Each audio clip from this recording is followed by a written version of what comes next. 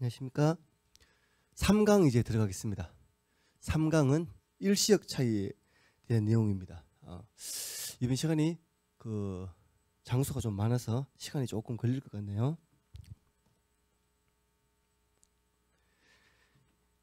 일시역 차이 하기 전에 기준서 1012호에 이제 기준서 1012호에 보면은 기준서 제일 앞부분에 목적이라고 나옵니다. 목적은 뭐라고 해야 됩니까?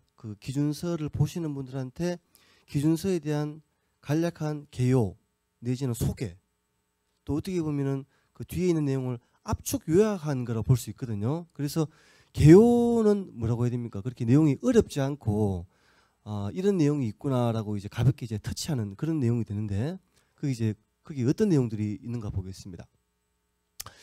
1012호 기준서의 목적은 법인세 회계 처리 필요한 사항을 정하는 데 있다. 그래서 법인세 회계의 주요 사항은 다음 항목의 현재와 미래 세효과를 회계 처리하는 방법에 관한 것이다. 해서 보면은 자산 부채 장부 금액의 회수 결제, 그리고 재무제표에 인식된 단계의 거래와 기타 사건, 뭐 이렇게 좀 돼 있죠. 그러면서 여기에 대한 설명으로 이제 위에 1번에 대한 설명은 이쪽에, 그리고 2번에 대한 설명은 밑에 돼 있는데요. 뭐라고 돼 있냐면은 보고기업이 자산이나 부채를 인식한다는 것은 자산이나 부채가 재무상태표에 있다는 것은 그렇게 해석하면 됩니다. 본질적으로 당해 장부 금액이 회수되거나 결제될 것으로 기대한다는 것을 의미한다. 적어도 이제 법인세 회계에서는 자산이 장부에 있고 부채가 있으면은 그 금액대로 현금으로 회수된다. 그 금액대로 현금으로 결제된다. 그렇게 이제 본다는 것입니다. 그럴 때 세금이 발생하느냐? 그것을 이연법인세 부채 세금이 줄어들면은 이연법인세 자산으로 한다는 것이죠. 이제 이연법으로 이제 회계 처리 이제 이해하시던 분은 계속 이제 회계 과세 소득만 있다가 이 법인세의 목적을 보면은 이 목적이 가장 기준서를 요약한 가장 쉽게 설명한 부분인데 보고도 감이 잘 안 오죠. 이런 데는 그냥 회계이익과 과세소득의 차이를 뭐 이런 게 좀 나와야 되지 않을까 하는데 기준서는 거기에 대해서는 언급이 없습니다. 그죠? 그러니까 완전 자산부채법의 입장을 이제 취하고 있다. 혹은 자산부채법을 IFRS에서 더 이제 정교화 시켰다라고 보시면 되겠습니다.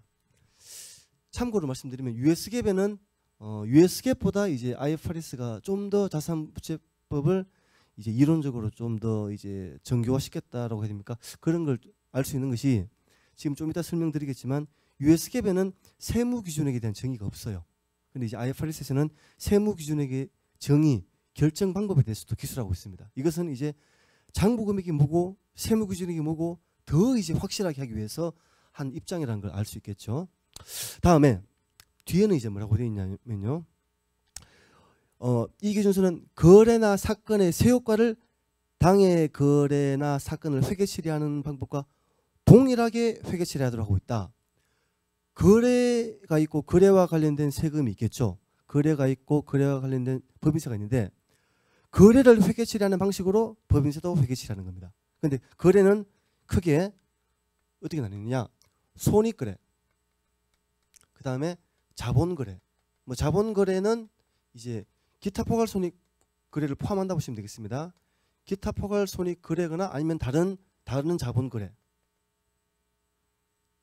두 번째죠. 세 번째는 사업결합거래. 사업결합거래. 그래서 법인세는 거래 방식을 세 가지로 딱 분류한 다음에 거래가 손익거래냐? 법인세도 손익으로 처리합니다. 법인세 비용, 법인세 수익. 그 다음에 거래가 자본거래냐, 아니면 기타 포괄 손익 거래냐. 그러면은 단기법인세, 이연법인세를 인식하면서 단기법인세, 이연법인세 자산부채를 인식하면서 기타 포괄 손익 혹은 자본으로 회계 처리합니다. 그리고 사업결합은 설명을 드릴 텐데요. 사업결합은 기준서 제 1103호에 이제 취득법으로 회계 처리한다고 되어 있는데 거기 보면은 식별할 수 있는 자산부채를 공정가치로 인식하고 이전 대가도 공정가치로 인식하고 둘 간의 차액을 영업권이나 염가매수 차익으로 기록한다. 이게 이제 뭐 가장 기본적인 핵심인데요. 법인세 회계처리도 그 방식으로 회계처리하는 겁니다. 그 방식으로가 뭔지는 설명을 드리겠습니다. 어쨌든 이게 기준서 1012호 목적에 나오는 거기 때문에 기준서 1012호의 가장 핵심된 사상을 이야기하는 거예요. 그러니까 하나는 자산부채법을 이야기하고 있다. 두 번째는 거래의 회계처리와 동일하게 회계처리한다. 그죠? 근데 이제 실무에서는 이거 대신에 이연법적인 개념을 많이 쓰고 있고 또 이 개념 대신에 뭘 하고 있느냐? 법인세 기간 내 배분이라는 이거하고는 조금 좀 차이가 있는 그 개념으로 이제 인식을 하고 있습니다. 그러다 보니까 자산부채법도 정확하게 이해 못하고 그리고 거래의 회계처리와 동일하게 회계처리하는 것도 제대로 이해하지 못한 상태에서 법인세 기간 내 배분 그거로 하다 보니까 회계처리가 잘 안 되는 것이죠.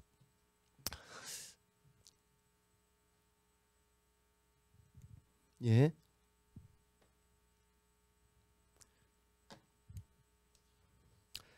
예. 그러면서 이제 자산부채의 이제 장부금액 그리고 회수 결제에 따른 세효과라고 됐는데요.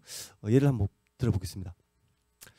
어떤 이제 회사의 재무상태표에 자산이 하나 있어요.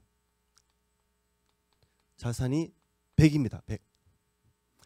이게 세무상으로도 100으로 세무상으로도 과세당국에서 이걸 이제 100으로 봐준다라고 보겠습니다. 세무기준 100. 그럴 때 자산은 이 장부금액대로 회수된다고 하는 거예요. 그러면은 회수되면은 현금이 100 들어오겠죠. 근데 이제 세무상 회계치를 해보자는 겁니다. 세무상 얼마라 그랬습니까? 세무상도 똑같이 100이라 그랬죠. 그러면은 자산이 빠집니다. 자산이 빠지면서 뭐 회계치를 끝나죠, 그죠? 이렇게 회계치를 하거나 아니면은 현금 100으로 하면서 뭐 세무상 뭐 수익 혹은 뭐 입금, 그죠? 그 다음에 자산의 장부금액이 빠지면서 뭐 손금 혹은 비용, 그죠? 이렇게 하더라도 어차피 뭐 입금 100, 손금 100 하게 되면은 빵이지 않습니까? 0이지 않습니까? 낼 세금이 없는 겁니다. 결국 보니까 장부금액과 세무기준이 같을 때는 장부금액으로 결제하게 되면 세금이 낼 게 없죠. 그래서 이연법인에서 인식할 게 없는 겁니다. 그죠? 근데 거기에 반해서 밑에는 자산이 100인데 세무기준액이 이게 60이라는 겁니다. 세무기준액이. 그럴 때 자산이 장부금액으로 회수되면은 세무상 처리가 어떻게 될까 보겠습니다. 현금이 어쨌든 요거는 장부금액대로 했습니다. 장부금액대로 현금을 받을 때 세무상 자산이 60이 나가죠. 그죠? 그러면은 입금, 뭐 자산 처분 이익이 될지 뭐가 될지 모르겠지만 40만큼 세금이 그러니까 과세소득이 생기고 세율이 20%라면은 8만큼 법인세를 납부하게 되는 겁니다. 그죠? 세무상 분계를 이렇게 하지 않고 현금 100, 입금 100 그리고 세무상 자산인 60이 나가면서 손금이 60 된다고 보더라도 그죠? 어차피 이기수도 입금은 과세소득은 40으로 결정되는 거 똑같죠. 그죠? 이렇게 뭐 유형자산 처분하는 것처럼 순액으로 뭐 하든지 아니면은 그 재고자산 거래처럼 총액으로 하든지 간에 어쨌든 결과는 자산의 장부금액과 세무기준이 같을 때는 장부금액으로 회수해도 세효과가 없고 다를 때는 세효과가 있다. 낼 세금이 있으면 그건 이연법인세 부채입니다. 아니면은 낼 세금을 줄여주는 효과가 있으면은 이연법인세 자산입니다. 여기 같은 경우는 8만큼 이연법인세 부채를 잡고 그죠? 그 다음에 법인세 비용을 잡으면 되겠죠.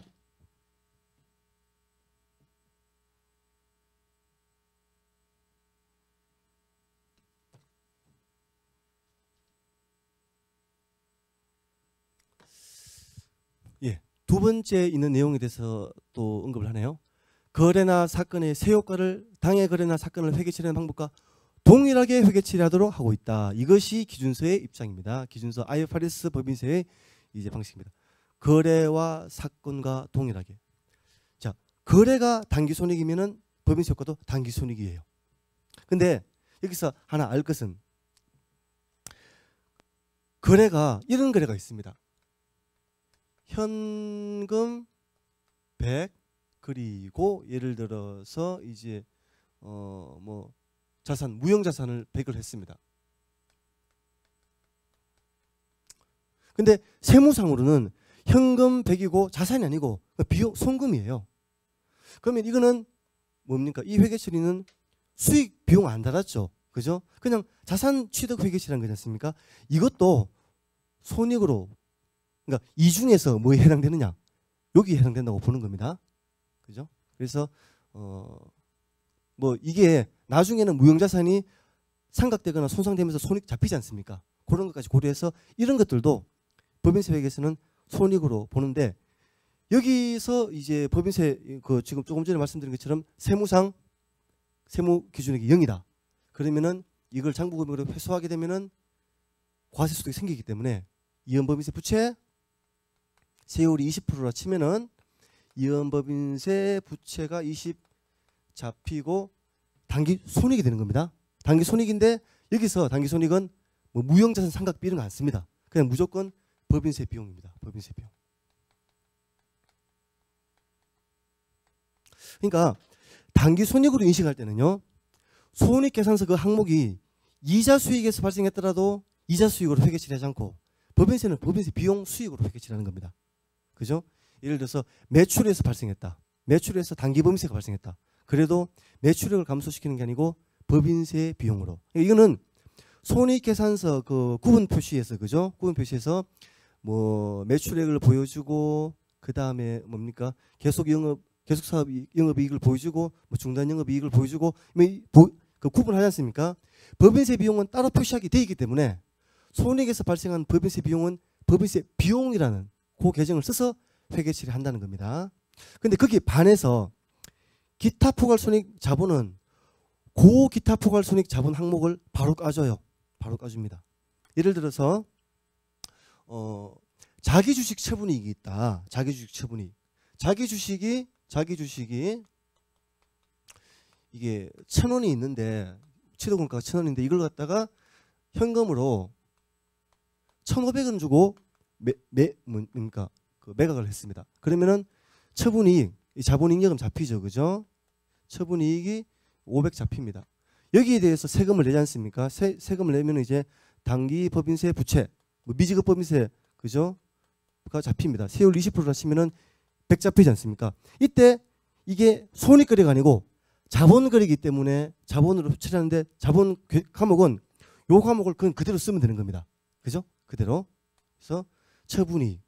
그러니까 요약하면은 단기 손익일 때는 그게 뭐 이자 수익이 됐든 뭐가 됐든 전부 다 법인세 비용 수익이라는 한 계정을 쓰되 기타 포괄손익 자본은 그 항목 그대로 인식한다는 겁니다. 이것도 기억하시고요. 세 번째, 사업결합에서 요거 좀 보겠습니다. 사업결합은 A라는 기업이 있고 B라는 기업이 있습니다. 근데 이제 기업과 사업은 좀 다른 건데 어쨌든 둘 다 뭐 사업을 구성합니다. 그때 A가 이제 B를 이제 그 취득합니다. 취득하죠, 그죠? 취득할 때 이제 통상적으로 이제 그 대가를 주고 취득하죠, 그죠? 공짜로 취득하지는 못할 거지 않습니까?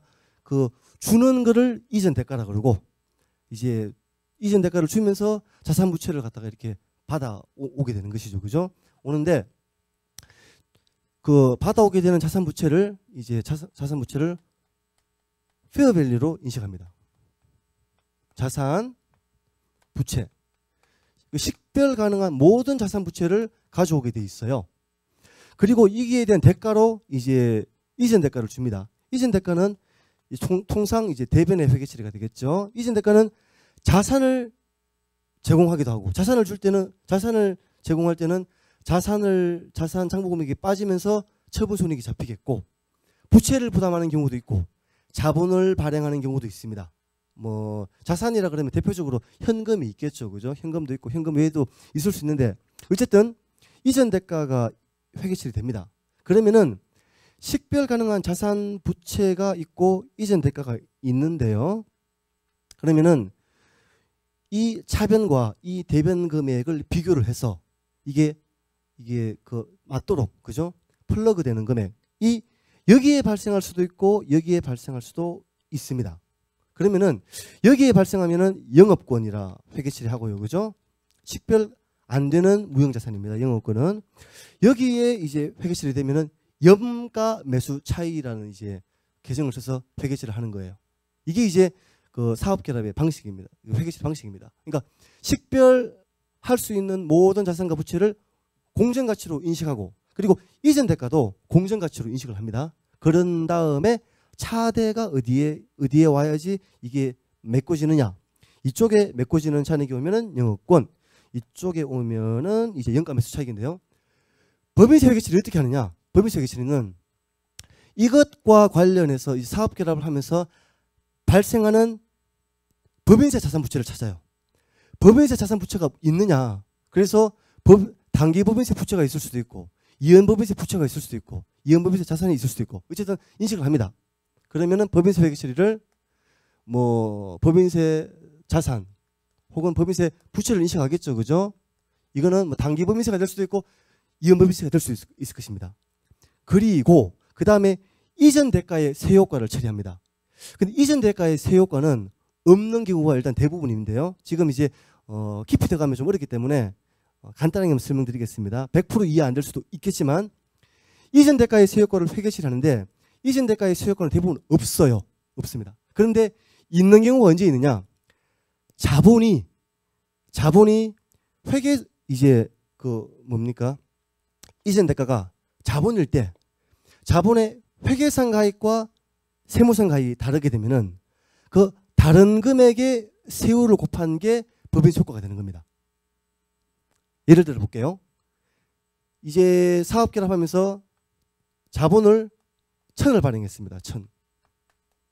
근데 세무상으로는 1000이 아니고 600밖에는 인정을 안 해줘요. 그죠? 그러면은 요 차액 400은 그 뭡니까? 세무상으로 인정 안 되는 자본이라 봐가지고 세무상 인정 안 되는 자본으로 보게 되는데 여기에 세율을 곱한 금액, 세율이 만약에 20%다. 그러면은 그 뭡니까? 80이 되겠죠, 그죠? 80을 여기에 자본을 줄이는 회계처리를 하는 겁니다. 이거는 한번 볼게요. 이거 왜 이렇게 하느냐? 이자 수익이 100 발생했습니다. 이자 수익도 단기 손익이죠, 그죠? 그것도 자본이죠. 결국 이익잉여금이 될 거지 않습니까? 근데 거기에 대한 법인세 효과를 법인세 비용으로 인식하죠. 법인세 비용도 손익도 결국 자본이지 않습니까? 지금 뭘 했습니까? 100에 대해서 20을 까줬죠. 그죠? 그 다음에 다시 보겠습니다. 매도 가능 평가 이익 OCI를 100을 달았습니다. 거기에서 20을 하는 거는 다시 뭡니까? 그 차액을 갖다가 줄여준 거지 않습니까? 그죠? 하는 것인데 지금 이제 세무상 그 회계상 회계처리를 했는데 세무상 인정되는 금액이 600이라 그러면은 나머지 금액은 이게 세무상 인정이 안 되기 때문에 과세되는 자본이 되는 거예요. 그러니까 쉽게 생각하면은 세무 조정할 때 입금 산입 400만큼 기타가 들어가는 겁니다. 맞죠? 그죠? 그러니까 자본이 이 1000인데 자본금이 100이고 주발초가 900이었다 볼게요. 그런데 세무상으로는 자본금이 100이고 주발초가 500입니다. 그러면은 세무상 그 입금 불산입 때는 주발초는 500까지만이에요. 회계상 900 중에서 500까지는 진짜 주발초고 세무상으로 인정하는 주발초고 나머지 400은 이거는 입금 불산입 주발초가 아니고 입금 산입을 시킨다는 겁니다. 근데 이제 그 과세한다는 뜻이죠. 그죠? 과세하게 되면은 그 과세하는 금액의 세율을 곱하는 만큼은 또 차변에 해줘야지 된다는 겁니다. 그래서 그걸 이제 법인세 효과를 인식한다는 것이죠. 그러면 다시 요약하면은 어쨌든 사업결합 회계 처리에서 그죠? 나오는 법인세 자산 부채를 식별 가능한 자산 부채처럼 인식을 하고 그 다음에 이전 대가에 대한 법인세 효과를 회계 처리하는데 대부분은 없다. 그러나 있으면은 그걸 인식합니다. 그러고 나서 차익을 이제 뭡니까? 대차를 맞추지 않습니까? 대차를 여기서 맞춰야 되면 영가 매수 차익, 여기서 맞추면은 영업권이 되는 것입니다. 그러니까 회계 처리를 식별 가능한 자산 부채를 공정가치로 인식하고 이전 대가를 인식하고 그 다음에 대차를 영업권 영가 매수 수익을 했듯이 법인세 회계 처리 또한 법인세 자산 부채를 인식하고 이전 대가의 세효과를 인식하고 차액은 영업권 영가 매수 차익, 그렇게 한다는 겁니다.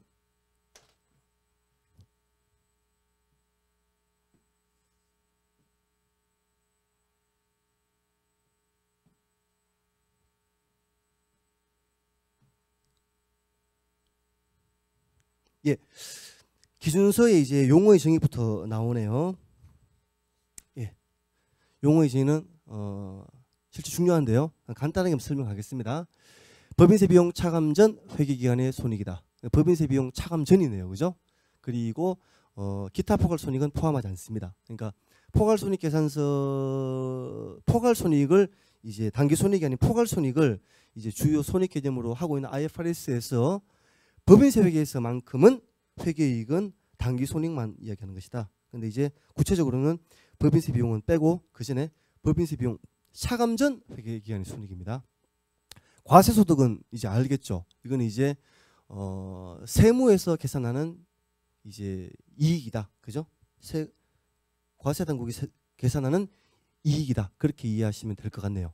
그다음에 법인세 비용 이건 한번 읽어보십시오.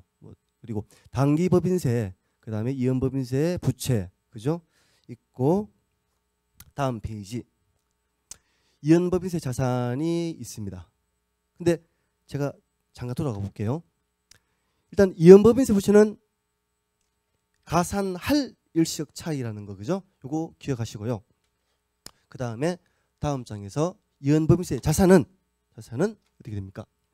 차감할 일시적 차이, 미사용 세무상 결손금의 이월액, 미사용 세액공제 등의 이월액과 관련된 뭡니까? 그 법인세 감소액이다. 이렇게 되어 있는데요. 나중에 설명드리겠습니다. 일단은 이연법인세 부채는 하나에 대해서 가산할 일시적 차이에 대해서만 하고 이연법인세 자산은 한 3가지 정도 되어 있네요, 그죠? 차감할 일시적 차이, 미사용 세무상 결손금, 그다음 미사용 세액공제 등 이렇게 되어 있다. 보시십시오. 그리고 일시적 차이는 제가 장부금액과 북밸류, 그죠? 장부금액과 세무기준액, 세무기준액은 텍스 베이스 혹은 텍스 베이시스라고 하거든요. 이것과의 그 차이가 요 금액과 요 금액의 차이가 일시적 차이가 됩니다. 근데 장부금액은 대부분 우리가 금방 알 수 있어요. 재무상태표에 자본 말고 자산 쪽, 부채 쪽에 있는 그 자산 부채 항목들의 장부금액, 그죠? 알 수 있습니다. 근데 장부금액이 좀 어려운 경우가 있습니다. 장부금액이 어려운 경우 어디냐면은 연결재무제표에서 외부 일시적 차이 구할 때 장부금액은 그때는 바로 안 보여요. 연결재무제표에서 안 보이고 이제 따로 계산을 해야 됩니다. 이제 장부금액은 대부분은 눈에 그냥 보이고 연결재무제표 외부 일시적 차이 구할 때 그 장부금액은 계산하는 방법을 알아야 한다 정도만 일단은 기억하십시오. 그 다음에 텍스 베이시스 세무기준액은 기준서에서 이제 정의를 이제 하고 있는데 정의하고 있고 또 이제 세무기준액을 계산하는 방법, 결정하는 방법도 나오는데 요거는 이제 차차 설명을 드리겠습니다. 어쨌든 일시적 차이는 이건데요. 지금 보면은 일시적 차이를 또 2개로 나눴습니다. 가산할 일시적 차이, 차감할 일시적 차이라 해서요. 여기 보면은 할 이거는 그 시간적 뭡니까? 시제로 따진다면 이거 미래에 대한 거죠, 그죠? 가산한 이미 가산한 이런 게 아니죠, 그죠? 가산할. 그러니까 쉽게 말해서 나중에 자산이 장부금액으로 회수되고 부채가 장부금액으로 결제될 때 그때 과세소득이 생기도록 만들어서 법인세를 내도록 만드는 것, 그것을 가산할이라 합니다. 장부금액으로 회수되거나 결제될 때 과세소득이 줄도록 만들어서 법인세가 줄도록 만드는 것을 차감할 일시적 차이라 하는 겁니다. 그래서 그렇기 때문에 가산할은 과세소득을 늘려주게 된다. 차감할은 과세소득을 줄여주게 된다. 그래서 가산할은 이연법인세 부채와 관련되어 있고 차감할은 이연법인세 자산과 관련되어 있습니다.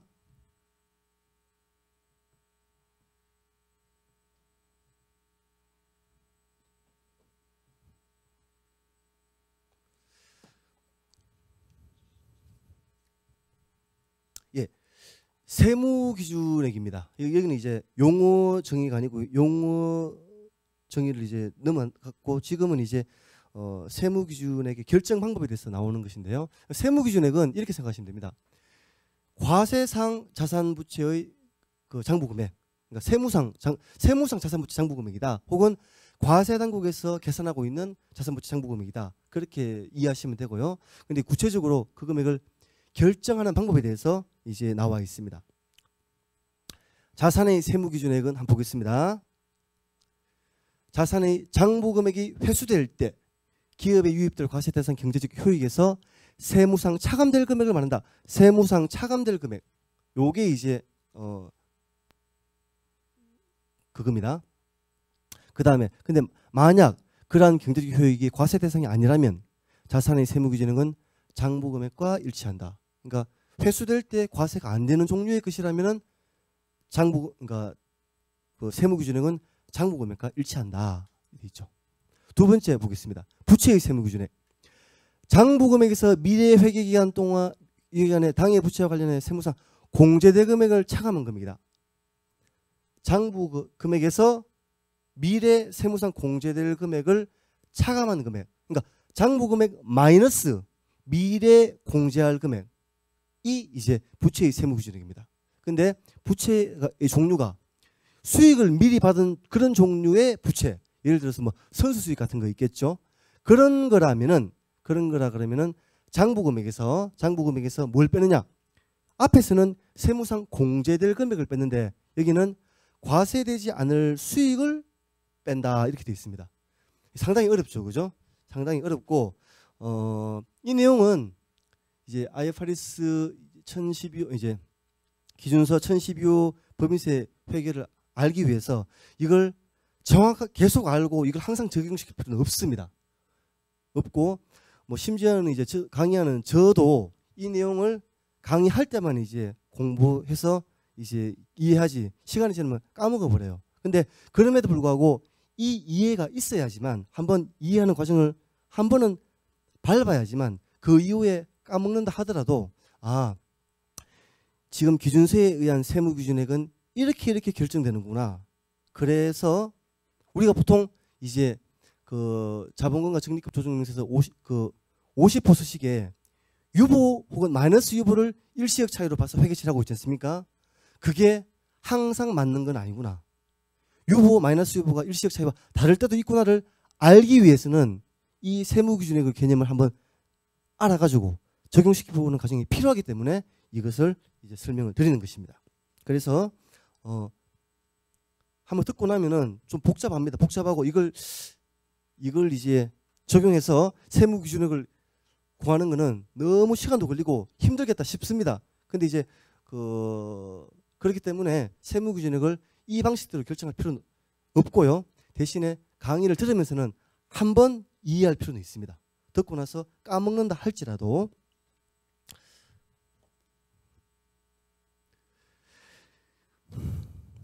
예, 여기 자산부채의 세무기준의 결정은 이거는 어떻게 보시면 되냐면요. 그 기준서 만드시는 이제 그 교수님들, 이제 박사님 이런 분들이 좀 이제 아마 제 심작으로는 좀 어렵게 어거지로 만들었다고 해야 됩니까? 좀 말은 좀 표현은 그런데 겨우 만드는 게 겨우 이 정도로 이제 만든 거고 더 이상 만들기는 참 어려웠을 것 같다는 생각을 저도 많이 해봅니다. 그러니까 결과적으로 일시적 차이가 이제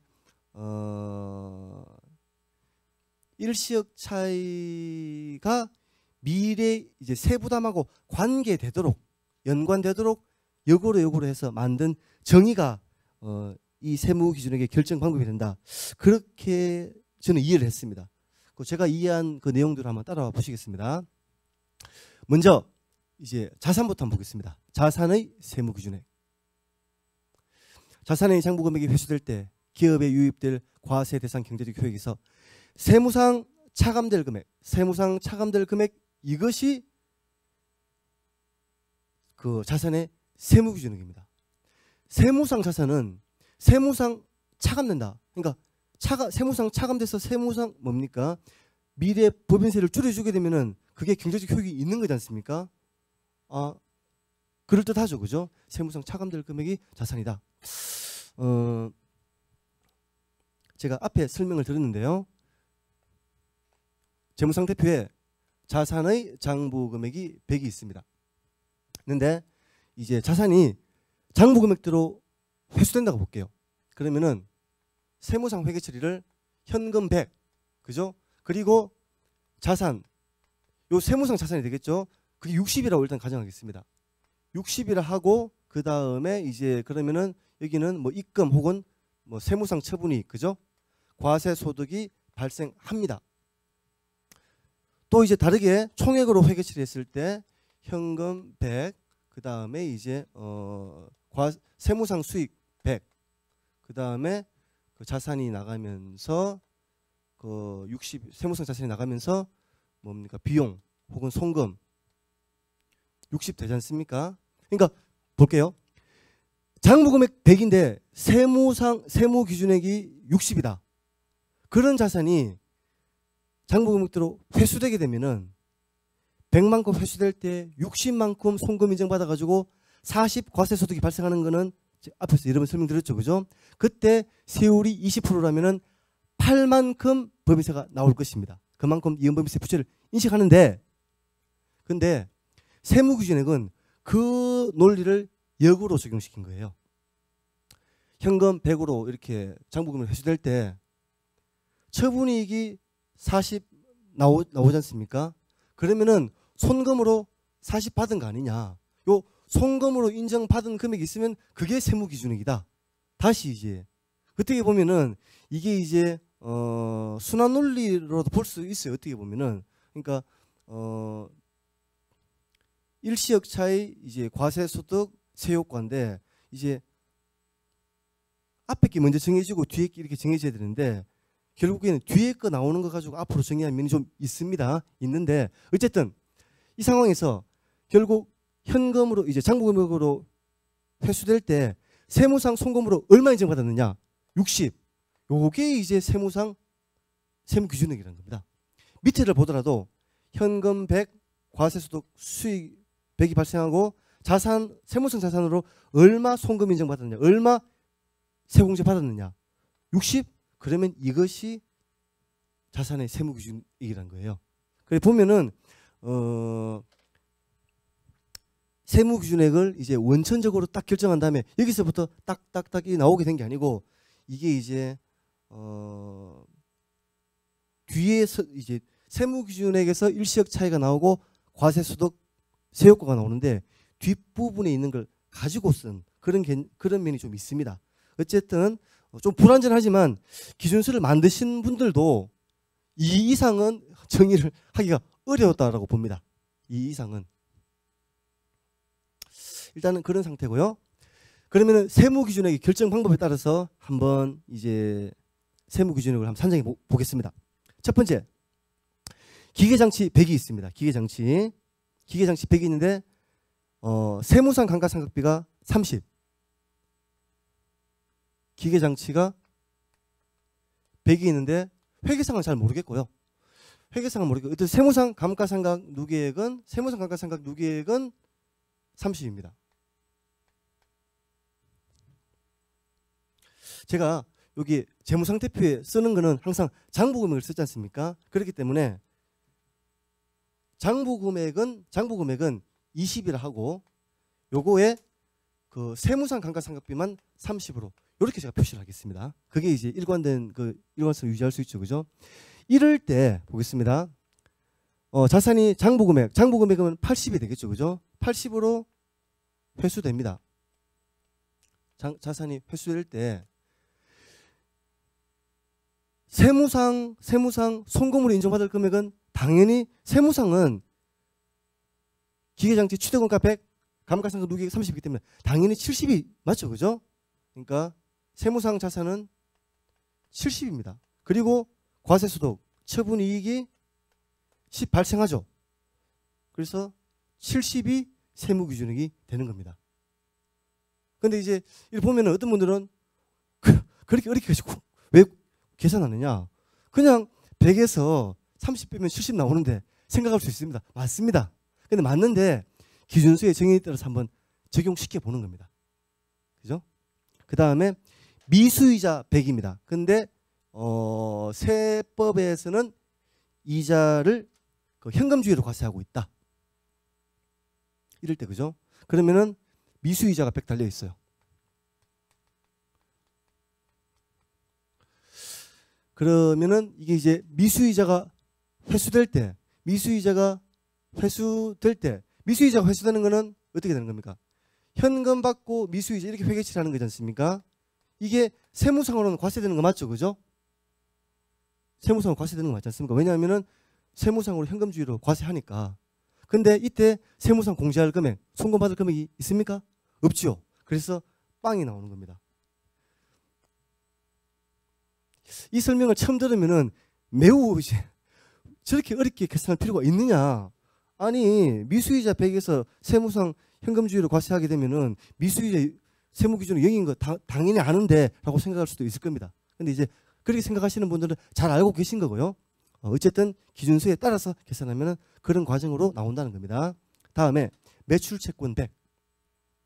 매출채권 100이 있는데 매출채권 100을 장부금으로 회수했다. 그러니까 쉽게 말해서 100으로 현금으로 매출채권을 회수했습니다. 그게 과세가 되겠습니까? 과세 안 되죠. 그냥 수익이 발생한 게 아니고 회계상으로도 자산의 회수, 세무상으로도 자산의 회수일 겁니다. 그러면은 자산의 회수가 과세되지 않기 때문에 장부금액하고 똑같이 100입니다. 그죠? 뭐 이것도 이제 많은 분들은 그거 매출채권에 대해서 세무조정 안 할 거니까 유보나 마이너스 유보가 없으니까 당연히 100이지. 맞습니다. 맞지만 이렇게 한번 해보자는 겁니다. 그 다음에 미수배당금 100, 미수배당금 100이 있어요. 근데 이제 배당금이 이제 비과세 소득인 경우라 치겠습니다. 그러면은 현금 받고 미수배당금을 받습니다. 현금 받고 미수배당금을 받게 되면은 이제 이게 자산의 회수가 과세되지 않는 경우에 해당되죠. 그죠? 그러면은 세무기준액은 장부금액과 같은 100이 되는 것입니다. 그 다음에 대여금 100. 대여금이 100 발생한 다음에 대여금을 회수를 합니다. 그러면은 대여금 회수는 수익 거래가 아니고 자산의 회수로 회계 처리가 되기 때문에 세무상으로 똑같기 때문에 이거는 자산의 회수가 과세되지 않는 경우에 해당해서 자산의 장부금액과 같은 100이 되는 것입니다. 예. 좀 어렵죠? 어렵지만 일단은 한번 따라와 보십시오. 그리고 실제 어려운 만큼 이 내용을 써먹을 일은 없습니다. 없기 때문에 두 번째 부채입니다. 부채는 장부 금액에서 미래 세무상 공제될 금액을 뺀 겁니다. 장부 금액 마이너스, 그러니까 쉽게 말해서 장부 금액 마이너스 미래 세무상 공제될 금액을 뺀 것입니다. 그리고 부채가 수익을 미리 받은 선수수익, 뭐 이연수익 이런 종류의 이제 그 부채다. 그럴 때는 장부 금액에서 미래 과세 안 될 금액, 과세 될 금액이 아니고 과세 안 될 금액을 빼는 것입니다. 한번 적용해 볼게요. 먼저 미지급 비용입니다. 미지급 비용인데 이제 비용 잡고 미지급 비용 했겠죠, 그죠? 비용 잡고 미지급 비용을 받았습니다. 근데 이게 이제 결제될 때 현금 나가면서 미지급 비용 빠질 거지 않습니까? 근데 세무상으로는 현금 기준으로 공제된대요. 현금 기준으로 세무상 공제된다. 그러면은 부채 세무 기준액은 장부 금액에서 미래 공제될 금액, 미래 공제되죠, 그죠? 100을 뺀 겁니다. 100을 빼면은 0 나오죠, 그죠? 근데 여기에 대해서도 아니 그렇게 구할 필요가 있느냐.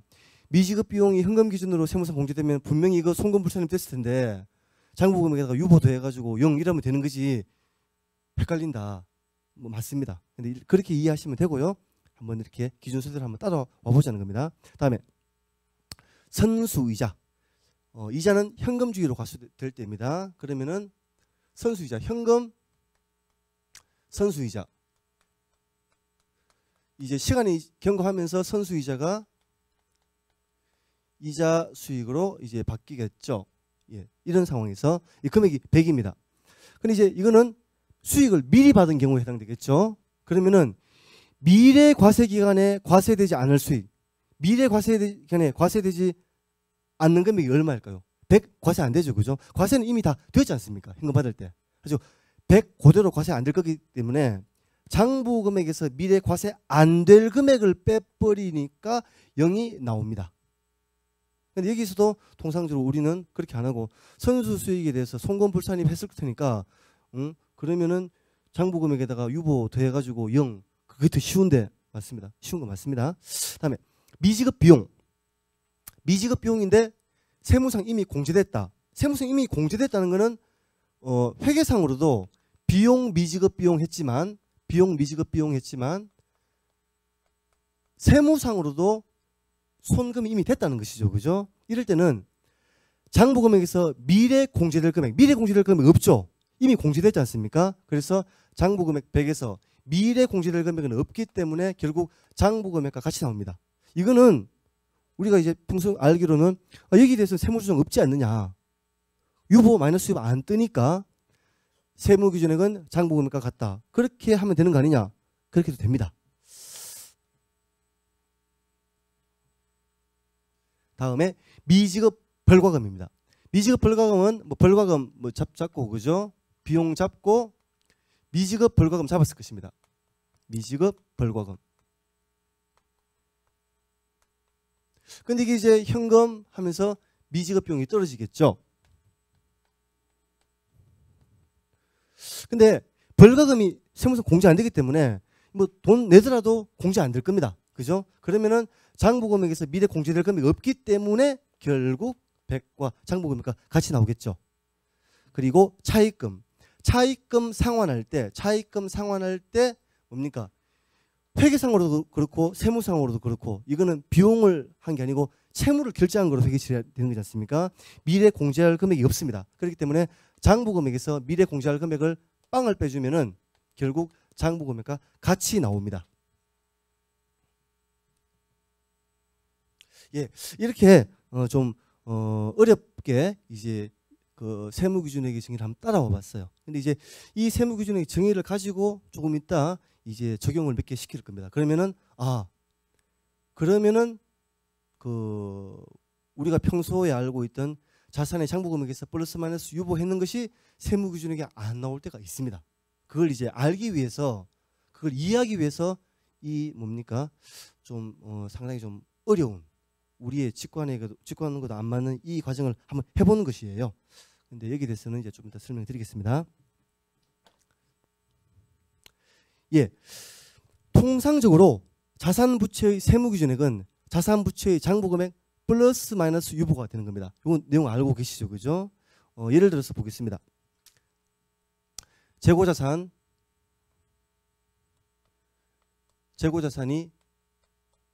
장부에 1000이 기록됐습니다. 근데 평가손실 충당금을 100을 해가지고 결국 장부금액이 900이 나왔어요. 근데 세무상 이거를 인정 안 한다. 평가손실 충당금을 인정 안 한다고 만약에 보게 되면은 그러면은 뭡니까? 유보가 금액이 뜨겠죠, 그죠? 평가손실 충당금, 송금불산입 유보에서 100이 있을 것입니다. 이럴 때 장부금액은 얼마입니까? 장부금액은 100인데 세무기준액은 텍스 베이시스는 장부금액 90이죠. 90인데 90에다가 유보를 더해서 100. 그죠? 이 과정 알고 계실 겁니다. 틀렸나요?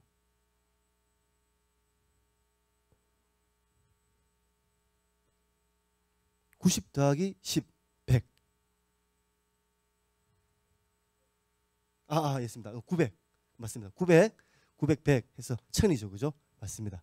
오케이, 이렇게 된다는 겁니다. 그러니까 집중을 잘 하고 계시네요. 예,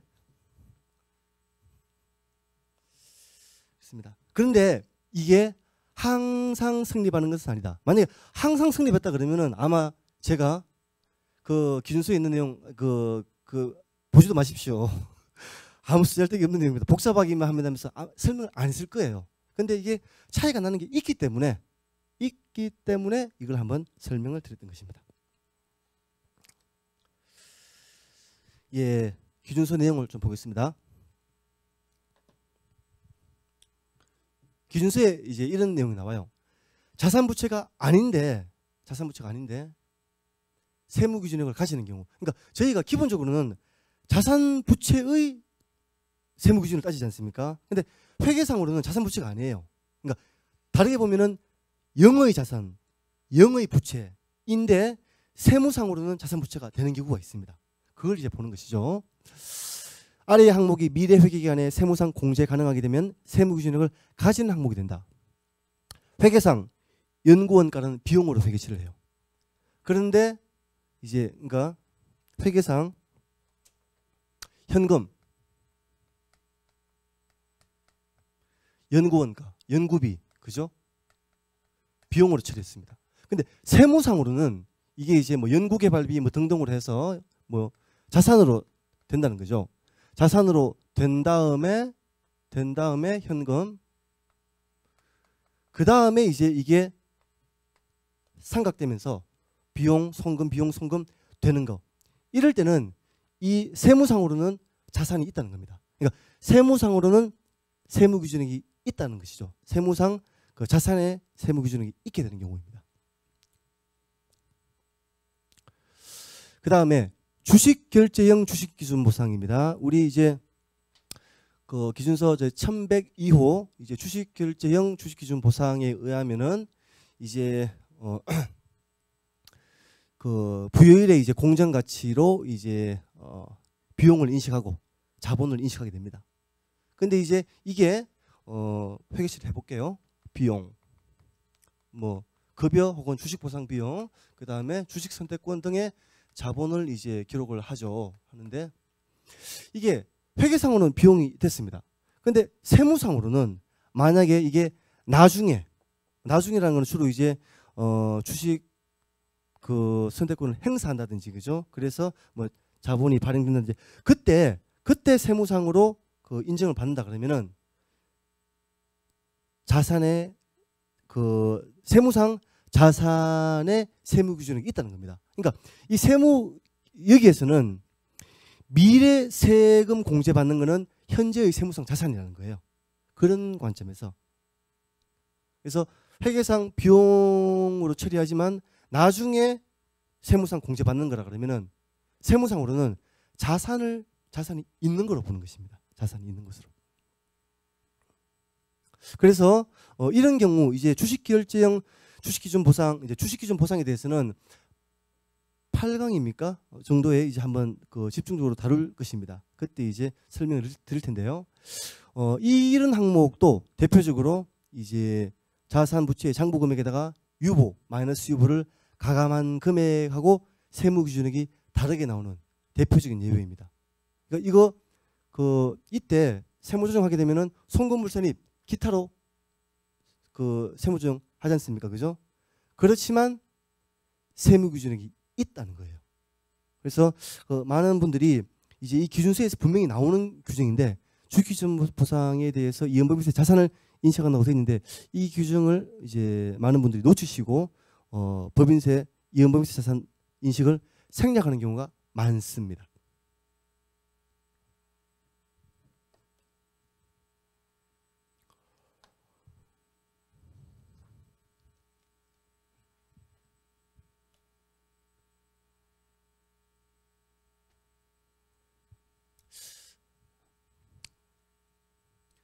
앞에서 배운 세무기준액의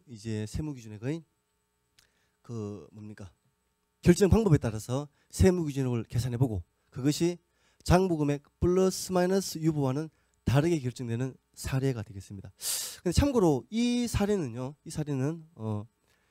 세무기준액이 USGAAP에는 설명이 안 돼 있다고 돼 있죠. 그렇지만 USGAAP으로 된 이제 법인세 회계책을 보게 되면은 IFRS하고 똑같이 세무기준을 계산합니다. 그러니까 뭐라고 해야 됩니까? 세무기준액의 결정 방법에 대해서 논리적으로 이제 풀어 설명하는 이론적 체계는 없지만 USGAAP도 이제 이 사례 같은 경우라 치면은 같은 결론이 나온다는 거예요. 같은 결론이 나온다는 거는 또 다르게 설명하면은 이제 제가 설명하고 있는 요 내용이 이제 맞다, 이제 확실하게 맞다는 걸 이제 여러분들이 확신하고 좀 들어주셨으면 좋겠습니다. 이제 제가 본 그 USGAAP 책은 PwC에서 나오는 책이에요. 이제 인컴 텍스 카운팅이라고 이제 USGAAP에 대한 내용인데 거기 보면은 그 사업결합 이제 영업권 이제 그 세무 이제 법인세 회계처리가 나오면서 이제 유사한 사례가 있습니다. 거기 보면은 세무기준액을 똑같은 방식으로 계산하고 있죠. 한번 보겠습니다. 12월 1일 날 토지를 취득을 이제 했는 모양인데요. 근데 이제 회계상 취득했는데 뭐 미지급이 됐는지 어쨌든 부채가 잡혀 있습니다. 그런 다음에 시간이 조금 경과하고 나서 부채가 이제 결제됐네요. 그죠? 부채가 결제됐네요. 이제 회계상으로는 토지는 이미 들어왔습니다. 토지 인식하고 부채 인식하고 그 다음에 돈 지급한 거는 부채의 결제로 회계 처리가 되었죠. 근데 만약에 일단은 그러니까 세법에서 이렇게 되었다면라고 가정을 하고 보십시오. 만약에 세무상으로는 이때 토지 취득으로 안 본다. 세무상 이제 그 자산 취득 시기가 더 늦다라고 만약 보겠습니다. 그래서 돈을 줄 때 이때에야 뭡니까? 세무상으로는 토지 취득이 된다. 그러면 이제 세무상 회계 처리는 이때는 회계 처리가 세무상 회계 처리 없고 이 밑에 현금 줄 때 토지 취득으로 되겠죠. 그죠? 이런 상황이라 그러면은 아마 12월 1일 날 이제 저때의 세무조정이 손금 산입 토지 마이너스 유보 맞죠? 그죠? 그리고 입금 산입 부채 10억이 될 것입니다. 그러면은 우리가 통상적으로 알고 있던 자산 부채의 장부 금액에다가 플러스 마이너스 유보를 했을 때 세무기준은 어떻게 될까요? 토지는 이제 자산인데 자산에다가 자산 10억에다가 마이너스 유보 10억 하면은 0이 되겠죠. 그 다음에 부채도 부채가 있는데 입금 산입 되게 되면 또 0이 될 겁니다. 그러니까 자산 부채의 장부 금액에다가 플러스 마이너스 유보를 해서 나오는 세무기준액은 둘 다 0이 된다는 거예요. 그렇지만 앞에서 우리가 조금 힘들게 배웠던 자산 부채의 그 세무기준의 결정 방법 한번 기억해 보겠습니다. 자산이 결제될 때 세무상 뭡니까? 자산이 장부금액으로 결제될 때 그게 이제 과세 대상 소득이라면은 세무상 송금 인정받을 금액. 토지가 10억 있습니다. 나중에 토지가 처분된다고 볼게요. 처분되면은 현금으로 회수되지 않습니까? 그때 송금 받을 금액이 있겠습니까? 없겠습니까? 있죠. 아마 10억일 겁니다. 이 그대로 이제 이대로 이제 부채가 결제되면은 세무상으로 10억이 될 것이기 때문에 그죠? 그래서 토지가 미래 기간에 현금으로 회수된다면은 장부 금액으로 회수된다면은 세무상 인정받을 금액이 있기 때문에 10억 그게 세무기준액이 되는 겁니다. 두 번째 부채의 세무기준액 보겠습니다. 장부 금액에서 미래 송금 인정받을 금액 미래 세 감소될 금액을 뺀 금액이라고 그러겠죠. 그죠? 일단 장부 금액은 10억입니다. 근데 미래 송금 인정받을 금액이 있겠습니까? 부채가 결제될 때. 부채가 결제될 때 송금 인정받을 금액이 없습니다. 부채의 결제는 뭡니까? 그러니까 부채가 결제될 때 송금 인정 받지 못하죠. 그죠? 부채가 결제될 때 송금 인정받지 못하고 세무상으로는 자산이 취득으로 되는 겁니다. 맞죠? 그죠? 부채가 결제될 때 세무상으로는 자산이 취득이 되는 겁니다. 만약에 여기서 비용이 됐다 그러면은 세무상 공제될 금액이 있겠지만 부채가 결제될 때 세무상으로는 세 공제되지 않고 자산이 취득으로 되기 때문에 공제될 금액이 없습니다. 그래서 부채의 금액도 10억이 되는 것이죠. 그러면은 두 가지 경우를 비교해 보겠습니다. 첫 번째, 두 번째. 두 번째가 이제 기준서에 의한 방법입니다. 첫 번째 자산 부채가 있어요. 자산 부채 장부 금액에다가 플러스 마이너스 유보를 한 금액이 세무기준액이다. 둘 다 0이었죠. 그러나 두 번째 방법은 자산이 결제될 때 세무상 송금 인증받을 세무상 그 세액 공제 받을 금액이기 때문에 100. 부채는 부채의 장부 금액에서 부채가 결제될 때 미래 세무상 세공제될 금액이 0이었기 때문에 100으로 나옵니다. 그죠? 근데 장부 금액은 얼마입니까? 장부 금액은 둘 다 100이죠. 그럼 보겠습니다.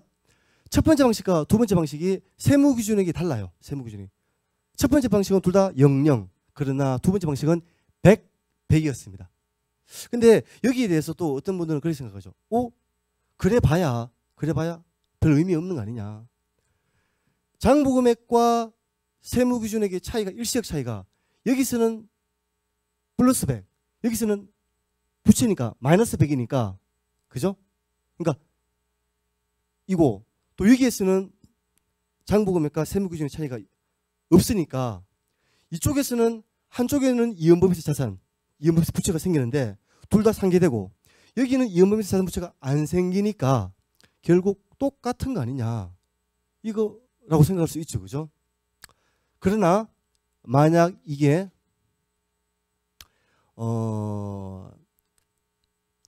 자산과 부채와 관련된 일시적 차이에 대해서 이연법인세를 인식하는 조건이 다른 경우라고 한다면은 차이를 발생시킵니다. 예를 든다면요, 우리가 이제 사업결합 거래를 할 때 이제 조건부 대가 부채가 발생했습니다. 그리고 이제 조건부 대가 부채 단만큼 영업권이 올라갑니다. 근데 세무상으로는 이때는 영업권도 인정 안 되고 현금으로 지급될 때 영업권으로 인정되는 경우 있다고 볼게요.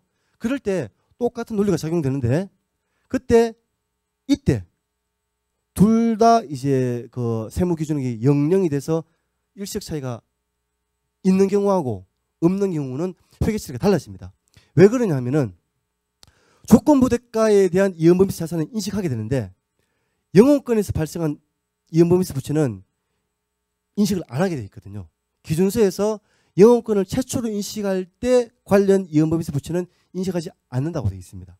그래서 이연범위세 자산 부채 인식 조건이 두 개가 다르게 되면은 지금 이런 경우에도 다른 결과가 나올 수 있다는 거예요.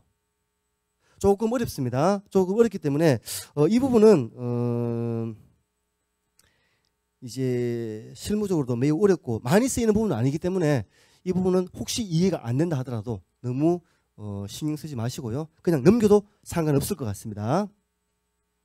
두 번째는 실무적으로 매우 이제 중요한 거. 제가 회계사 생활을 하면서 정말 이제 많은 분들이 실수를 하는 경우를 봤고요. 그러면서 실수하면서 그분들이 이게 왜 실수인지를 참 이해를 잘 못해서 그분들과 계속 이제 이걸 설명하고 논쟁을 하면서 겨우겨우 이제 설득 내지는 이제 이해시켰던 경우가 한두 번이 아닌 사례입니다. 요거에 대해서 말씀을 드릴게요.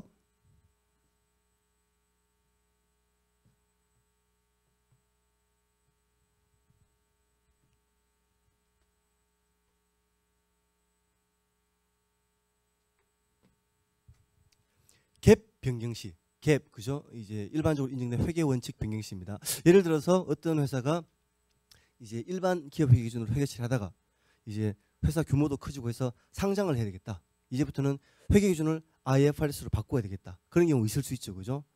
그럴 때 나오는 이제 상황이 되겠습니다. 그래서 어떤 회사가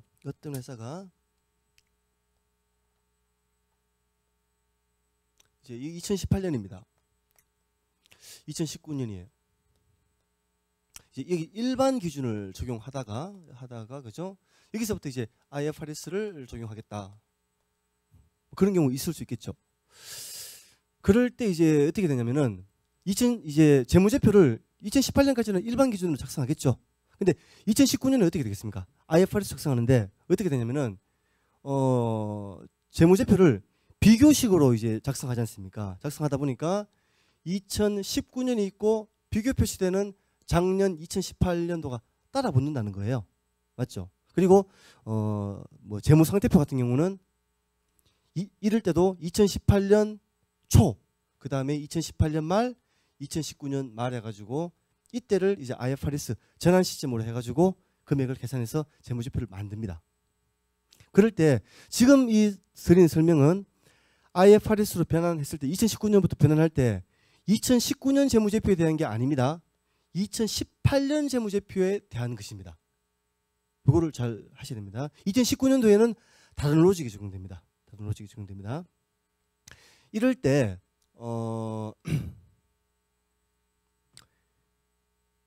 2019년부터 IFRS를 적용하는 회사가 비교 표시되는 2018년 재무제표를 만들 때 이때 세무기준액을 IFRS 재무제표 작성된 재무제표를 가지고 세무신고를 했다고 하면은 나올 세무조정을 고려해서 세무기준액을 산정하는 경우가 많아요. 근데 그렇게 하면 안 됩니다. 왜냐? 세무상으로는 우리 기업과 이 기업과 과세당국에서는 2018년도에는 이미 일반 기준으로 신고를 했어요. 결산조정에서 이미 신고를 한 겁니다.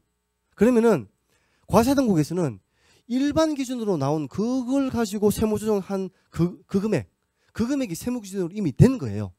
된 것이지 2019년도에 IFRS로 만들면서 비교재무제표를 만들었다 그래서 다시 세무신고를 하러 가는 건 아니지 않습니까?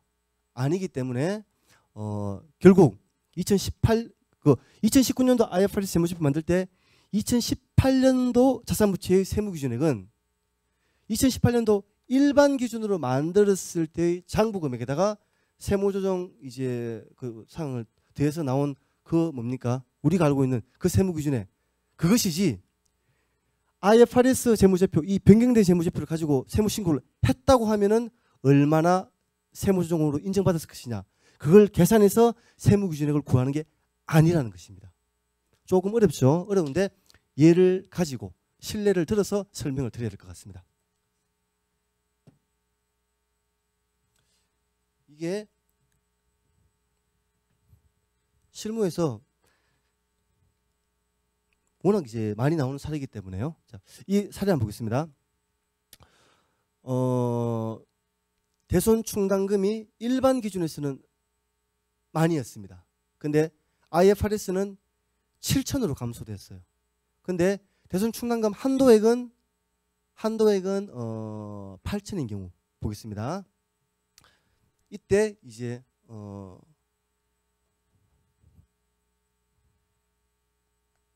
뭐 다른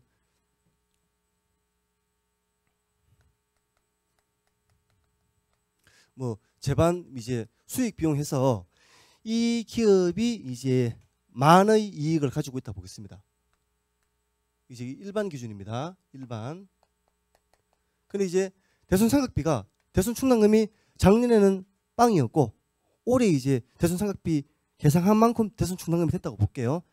문제를 간단하게 하기 위해서 가지고 만만큼 대손상각비 잡고 대손충당금을 잡았습니다. 그러면 이제 대손상각비 뭡니까? 만 되겠죠.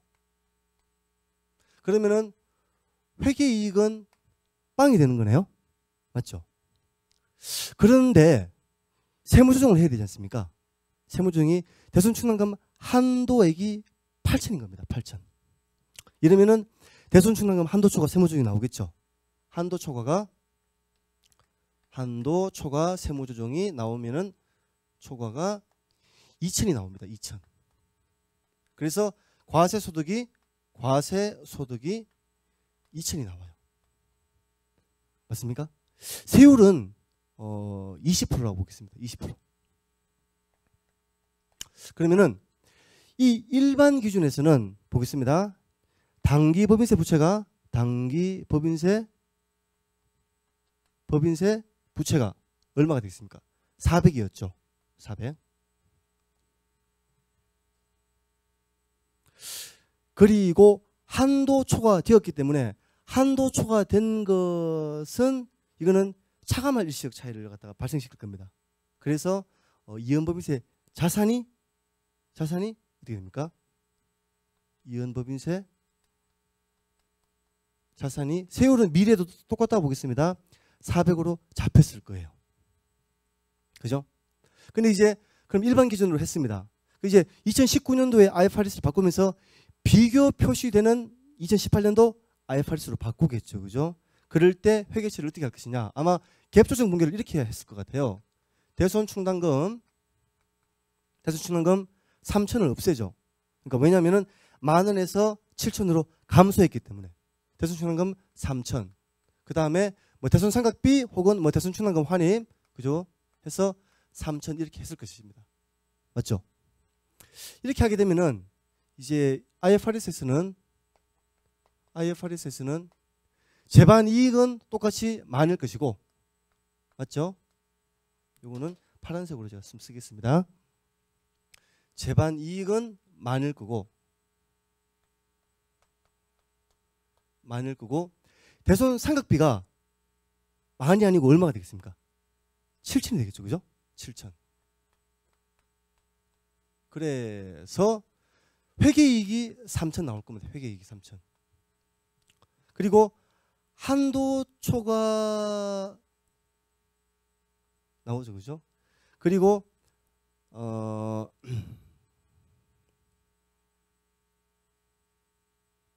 하여튼 이렇게 나왔습니다. 이럴 때 이제 그 세무조정은 안 하니까 세무조정은 작년에 법인세 신고할 때 하면 되는 것이지 재무제표 바꿨다 그래서 세무신고 또 할 필요 없지 않습니까? 그죠? 그래서 요 밑에는 생략했습니다. 이럴 때 이제 그 대손 충당금 관련해서 IFRS 수용 분기를 이렇게 끊었어요. 그러면 법인세 회계 처리를 어떻게 해야 되느냐? 법인세 회계 처리를 이렇게 하는 겁니다. 법인세 회계 처리는 지금 이제 장부 금액이 대손 충당금이 7천이죠. 그죠? 근데 세무 기준액은 8천이었던 거예요. 구기준에 8천이었기 때문에 8천이었기 때문에 어떻게 하냐면은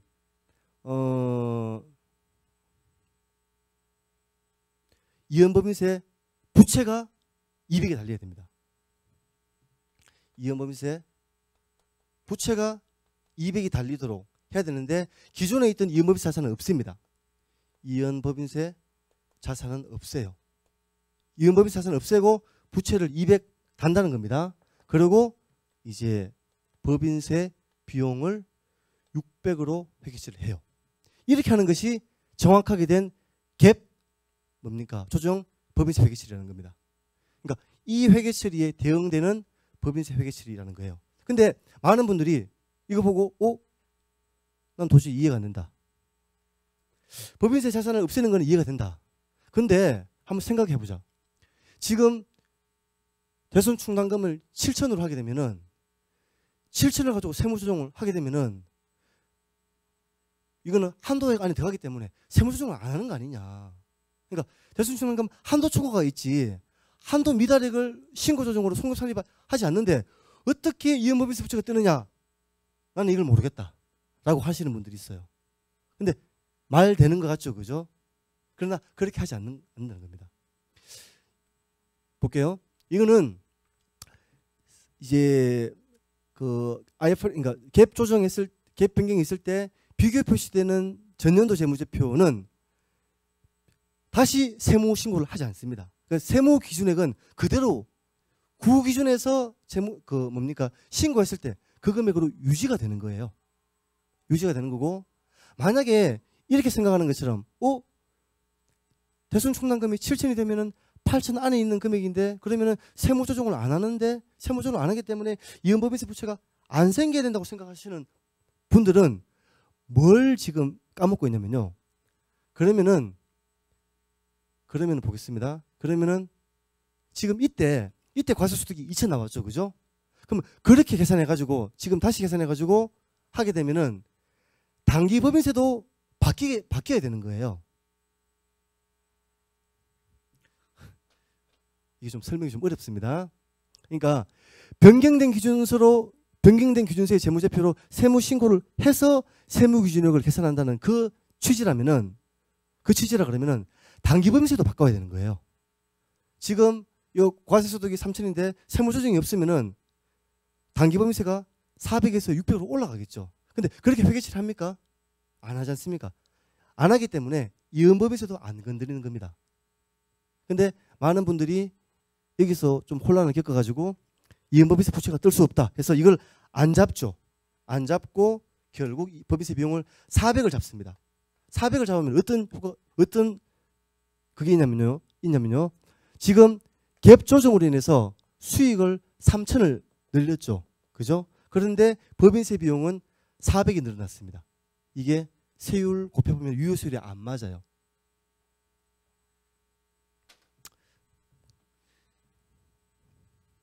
이 매우 중요한 내용인데 제가 많은 분들하고 이야기도 하고 이제 설명을 했지만 제가 좀 설명력이 부족해서 조금 어려움이 있습니다. 어려움이 있는데 이제 좀 곰곰이 이 상황을 좀 따져보시면 될 것 같습니다.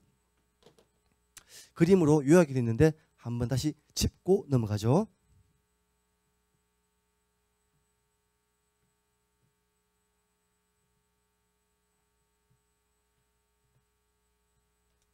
지금 당초에 일반 기준으로 세무신고를 했습니다. 그때 일반 기준으로 장부 금액이 만이었죠. 대손충당금이 그죠? 그때 세무기준액은 대손충당금 8천이었습니다. 그죠? 근데 IFRS로 재무제표를 바꿨어요. 그렇지만 바꾼 재무제표로 신고를 안 하지 않습니까? 그럴 때는 세무기준액은 그대로 있는 거라는 겁니다. 그래서 7천과 8천을 비교해서 일시적 차이를 계산해야 된다는 거예요. 7천 재무제표를 가지고 신고했을 때 세무조정이 나오느냐를 따지면 안 된다는 것입니다.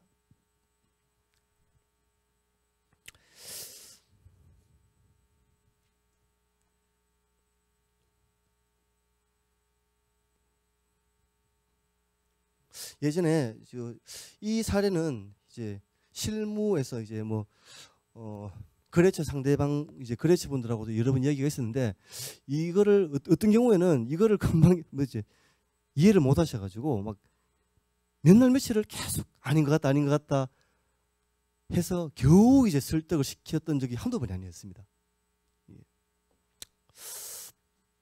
근데 매우 중요한 내용입니다. 이거를 잘못하게 되면은 갭 조정하면서 법인세 회계 처리를 틀리게 하게 되는 경우입니다.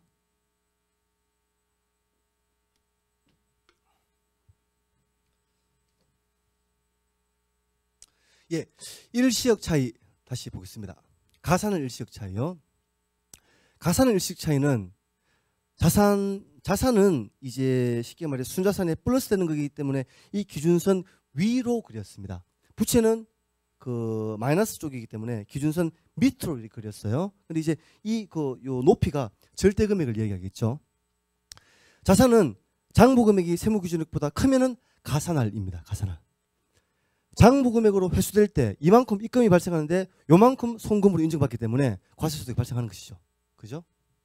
그리고 부채는 조금 설명하기 어렵습니다. 이게 왜냐면은 세무 기준액을 장부 금액에서 세공제될 금액 아니면 장부 금액에서 과세되지 않을 금액을 빼는 식으로 설명했기 때문에 이게 통상적으로는 작아야지 앞에 설명에 부합하지 않습니까? 근데 이제 세공제될 금액이 아니고 오히려 부채가 결제될 때 입금될 금액이 있으면은 오히려 이게 이제 역으로 늘어난 경우도 있습니다. 어쨌든 이 경우에도 이제 장부 금액으로 결제되게 되면은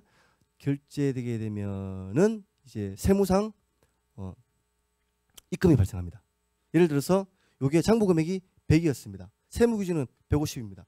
장부 금액으로 결제를 해요. 장부 금액으로. 그런데 세무상 부채는 없어집니다. 150. 그러면은 채무 상환이익 그죠? 50. 입금 잡힌다는 것이죠. 그래서 요약을 하면은 이게 이제 그 회계상 금액이 세무상 금액보다 높을 때 회계상 금액이 물론 이제 이 부채라서 밑으로 내려가지만 어쨌든 이게 이거보다 더 높지 않습니까? 그죠? 회계상 금액 자산부채 금액이 세무상 자산보다 높을 때는 이연법인세 부채가 생기는 가산할 일시적 차이다. 그렇게 이해하시면 되겠습니다.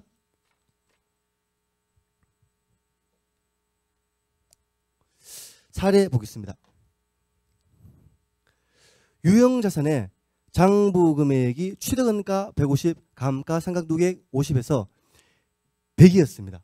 근데 세무상 감가상각 누계액은 더 커요. 그래서 150, 90, 60.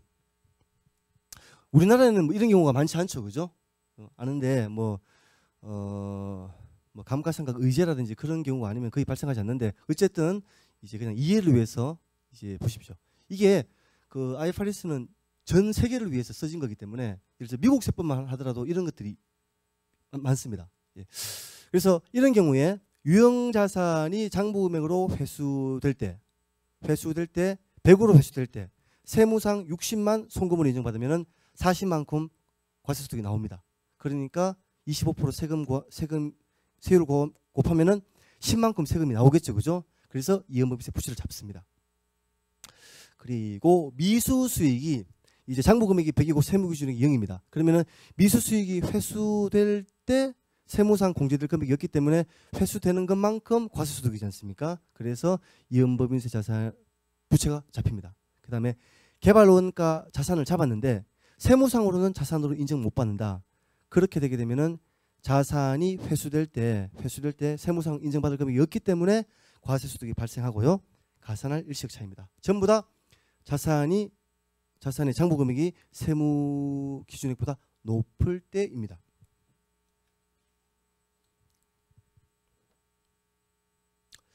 반대로 자산 부채의 장부금액보다 세무기준액이 더 높을 때 부채는 마이너스라서 이렇게 이제 절대금액은 더 작지만 높게 표시되어 있죠, 그죠? 이럴 때는 차감할 일시적 차이가 나옵니다. 장부금액이 100인데 장부금액으로 회수되는데 세무상 150만큼 인정받는다. 그러면은 손금 되겠죠, 그죠? 그러면은 미래 그 세액을 줄여주기 때문에 차감할 일시적 차이고 이연법인세 자산입니다. 장부금액이 100인데 세무기준액은 60이다. 장부금액으로 결제를 현금하는데 세무상 부채는 60밖에 안 되고 그럼 추가로 손금을 40을 잡아야 되는 겁니다. 그죠? 그래서 차감할 일시적 차이입니다. 결국 자산이나 부채나 이 높낮이로 비교했을 때 세무기준액이 더 높을 때는 이연법인세 자산입니다.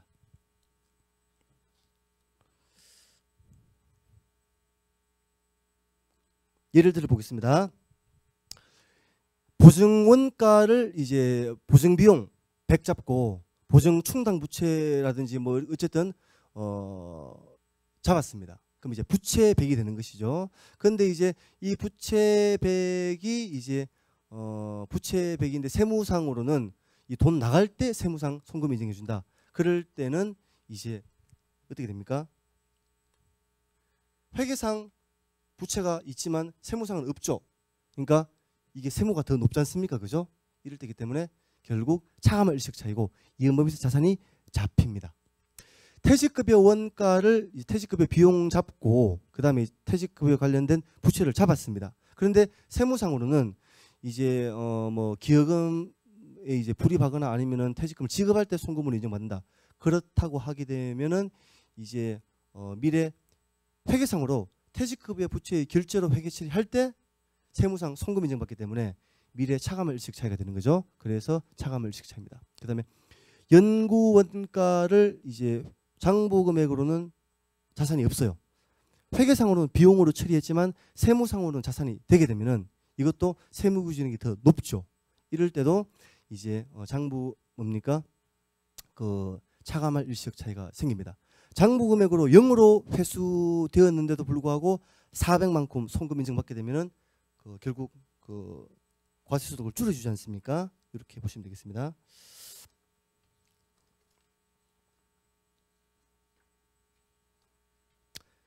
(3강) 내용이 좀 많습니다. 많은데 계속 하도록 하겠습니다.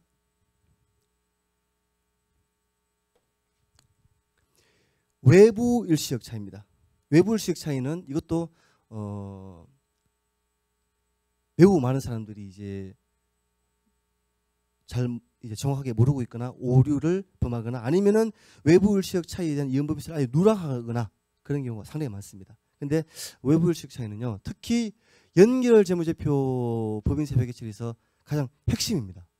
근데 이제 이걸 이제 정확하게 파악을 못 하시는 분들은 이제 보면 기준서에 보면은 연결 재무제표에서 뭐 미실현 손익이 있을 때 뭐 차이가 있다, 세무기준액과 장부금액 차이가 있다, 그것도 중요하긴 한데요. 근데 그거는 이제 그것보다도 몇 배나 더 중요한 연결 재무제표 법인세 회계의 쉽게 말해서 근간이다, 근간이라고 보셔야 될 중요한 사항입니다.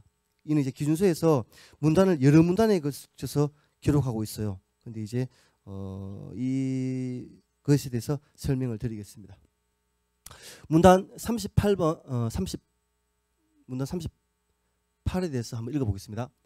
종속기업, 지점 및 관계기업에 대한 투자자산 또는 공동약정 투자 지분의 장부금액이 당해 투자자산의 지분의 세무기준액과 다른 경우 일시적 차이가 발생한다 해서 이런 차이는 여러 가지 상황에서 발생할 수 있다 해서 하나, 둘, 셋 예를 들고 있죠. 그죠? 그러면서 별도 재무제표에서 투자자산을 원가나 재평가 금액으로 기록하는 경우 그 투자자산과 관련된 일시적 차이는 다를 수 있다 이렇게 있습니다. 그러니까 기본적으로 이 내용은요, 연결 재무제표에 대한 설명입니다. 연결 재무제표에 설명을 하면서 이제 추가로 별도 재무제표 때는 이렇게 고려해야 된다, 이 내용이 되는 거거든요. 이거는 당연한 것이 IFRS에서는 기본 재무제표가 연결 재무제표지 않습니까? 그렇기 때문에 모든 기준서는 연결 재무제표라는 전제를 깔고 이제 설명을 하는 것입니다. 그래서 이 내용도 연결 재무제표에 해당되는 내용인데요. 제가 좀 한번 이게 비교가 잘 될지 모르겠습니다. 이제 이런 노트북 컴퓨터가 있어요. 노트북 컴퓨터가 있는데 여기에 이제 외장 하드라 생각했습니다. 외장 하드. 예전에 이제 외장 하드가 이제 잘 발달하지 않았을 때는 많은 용량을 담기 위해서는 외장 하드를 이만한 거를 이제 붙였어야 됩니다. 맞죠? 근데 이제 점점점 이제 그 외장 하드 기술이 발전하고 해서 요즘은 정말 크기 작은 USB에서도 이제 그 이만한 용량이 되는 게 있죠. 그죠? 그래서 여기서 요만한 걸 이제 요만한 USB를 붙여서 또 같은 용량을 이제 저장할 수 있게 되는 겁니다. 이제 제가 말하는 요지는 이 이제 노트북에 이만한 게 달리나 작은 게 달리나 결국 같은 기능을 할 수 있다는 겁니다. 맞죠? 그죠? 그런 취지에서 재무제표를 볼게요. 재무제표에 별도 재무제표입니다. 이거는 연결 재무제표입니다. 별도 재무제표에 이제 이거는 이제 지배기업의 재무제표입니다. 자산이 있죠. 부채가 있습니다. 자본이 있죠. 그리고 자산 중에서 종속기업 투자가 하나 있습니다. 자산 중에서 자산이 여러 가지가 있겠지만 종속기업 투자는 따로 떼서 이렇게 표현을 했습니다. 근데 연결 재무제표는 어떻게 됩니까? 자산, 부채가 있죠. 자본이 있는데 자산도 지배기업 거, 종속기업 거 맞죠? 그리고 부채도 지배기업 거, 종속기업 거. 그리고 뭐 자본도 마찬가지겠네요. 지배기업 거, 종속기업 거 있을 겁니다. 그리고 뭐 이제 뭐 영업권 같은 것도 있을 수 있겠죠. 영업권이 있다고 보겠습니다. 그리고 이제 뭐 경우에 따라서는 여기서 뭐 자본 중에 뭐 비지배 지분 같은 게 뭐 달려 있을 수도 있어요. 연결 재무제표 그렇게 생겼지 않습니까? 이런 상황에서 제가 노트북에 커다란 뭡니까? 외장 하드가 달리나 작은 USB가 달리나 기능은 같다 그랬죠. 마찬가지로 별도 재무제표에 이 종속기업 투자라는 이 자산 하나하고 그죠? 연결 재무제표에 종속기업 자산, 그죠? 종속기업 부채, 그리고 뭐 영업권, 그 다음에 이제 자본 중에서 이제 종속기업 건데 이제 비지배 지분은 뺀 부분. 비지배 지분은 요거는 이제 포함 안 하고. 그러니까 지배 기업금만 했을 때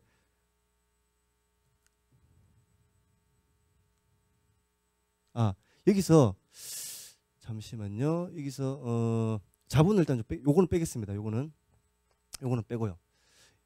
지금 이제 별도에서 원가법을 유지하느냐, 공정가치로 하느냐, 아니면 지분법을 하느냐에 따라 가지고 이게 이제 금액은 다를 수 있는데 일단 금액이 똑같고 틀리고는 나중에 생각하시고요.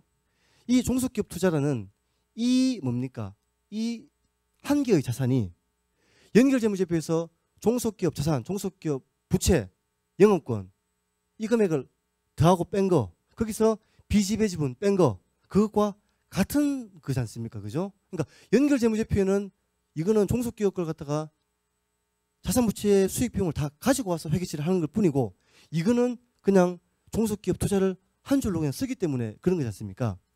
그런 것인데 결국 이것과 이거 뺀 거, 이거는 같은 개념이라는 거예요. 근데 종속기업 투자 여기 이게 장부금액과 세무기준이 다를 수 있죠. 그죠? 그게 이제 외부 일식 차이입니다. 근데 연결재무제표에서도 이거에다가 이거 더하고 이거 뺀 거, 이게 이거하고 같은 개념이기 때문에 그렇게 계산한 것을 종속기업의 장부금액으로 생각하고 그 종속기업 투자의 세무기준액은 얼마인가 따져서 그 차이를 외부일시적 차이로 파악하라는 겁니다. 그래서 외부일시적 차이에 대해서도 이음법인세 자산부채를 계산하라는 것이 이제 기준수의 입장인데, 이걸 이제 그 외부일시적 차이랍니다. 이제 그 영어로는 이제 outside basis라고 하거든요. outside basis difference라고 하는데, 거기에 뭐 대응되는 개념은 뭐죠? 인사이드가 되겠죠. 그러니까 통상적인 기업에 있는 통상적인 자산 부채에서 나오는 거는 내부일시적 차이라고 보시면 되고, 이거를 이제 외부일시적 차이를 한다, 그렇게 이해하시면 되겠어요.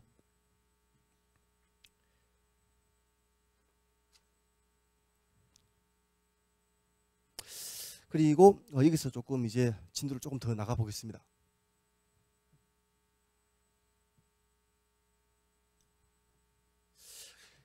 많은 분들이 이제 보면은 조금 개념을 이제 또 놓치고 있는 부분이, 연결재무제표하고 사업결합의 그 관계 혹은 이제 공통점 혹은 차이점, 그 이제 위치 정립을 정확하게 좀 못 하시는 분들이 있어요. 그러니까 사업결합은 어떤 기업이 다른 기업, 이제 주로 사업을 구성하는 다른 사업을 최초 취득했을 때의 회계처리가 사업결합 회계처리지 않습니까? 근데 이제 사업결합은 여러 가지 방식이 있습니다. 예를 들어서 그 기업의 지분을 취득하는 방식, 그죠? 그러니까 주식을 취득하는 방식. 또 아니면은 자산부채를 그냥 자산부채를 다 그냥 한꺼번에 취득하는 방식도 있죠. 근데 이제 어쨌든 방식이 어쨌든지 간에 이제 사업을 구성하는 기업, 사업을 구성하지 않는 기업은 별로 없거든요. 뭐 이래서 뭐 부동산 하나만 있는 기업이라든지 그런 것들은 이제 사업을 구성하지 못하는 기업이 될 수 있는데, 어쨌든 대부분의 기업은 이제 사업을 구성합니다. 그래서 그냥 이제 통상적으로 사업 결합은 기업 결합이다라고 이해해도 뭐 완전히 틀린 건 아니라고 볼 수 있겠죠. 근데 사업 결합은 어쨌든 사업인 기업의 자산 부채를 이제 취득하는 거죠, 그죠? 근데 그러니까 사업 결합의 방식이 지분 취득, 주식 취득일 때는 그게 이제 연결 재무제표를 만들어야 되는 상황이 오는 것이고, 그게 아니고 자산 부채 취득하는 방식, 예를 들어서 영업 양수도다, 합병이다, 그럴 때는 자산 부채를 다 합쳐서 회계처리하는 방식이 필요하게 되는 것이죠, 그죠? 근데 연결 재무제표 이제 주식 취득을 하더라도 연결 재무제표를 만들 때, 연결 재무제표 처음 만들 때는 사업 결합 회계 처리로 연결 재무제표를 만드는 거예요. 그죠? 근데 이제 많은 분들이 연결 재무제표는 이제 절차상으로 이제 지배기업 재무제표와 종속기업 재무제표를 합한 다음에 연결조정 분기를 끊는 그런 절차적인 그 과정을 밟다 보니까 이거하고 사업결합은 조금 이제 조금 별개의 개념으로 생각하는데, 어떤 기업이 타 기업, 사업을 구성하는 기업을 최초 취득하게 되면 이게 사업결합이면은 연결재무제표를 처음 만들 때도 사업결합 회계처리를 하는 것입니다. 요거를 좀 잠깐 말씀드리고요. 사업결합 회계처리를 한번 이제 예를 들어 볼게요. A 기업이 B 기업을 취득을 했습니다. 취득을 했는데요.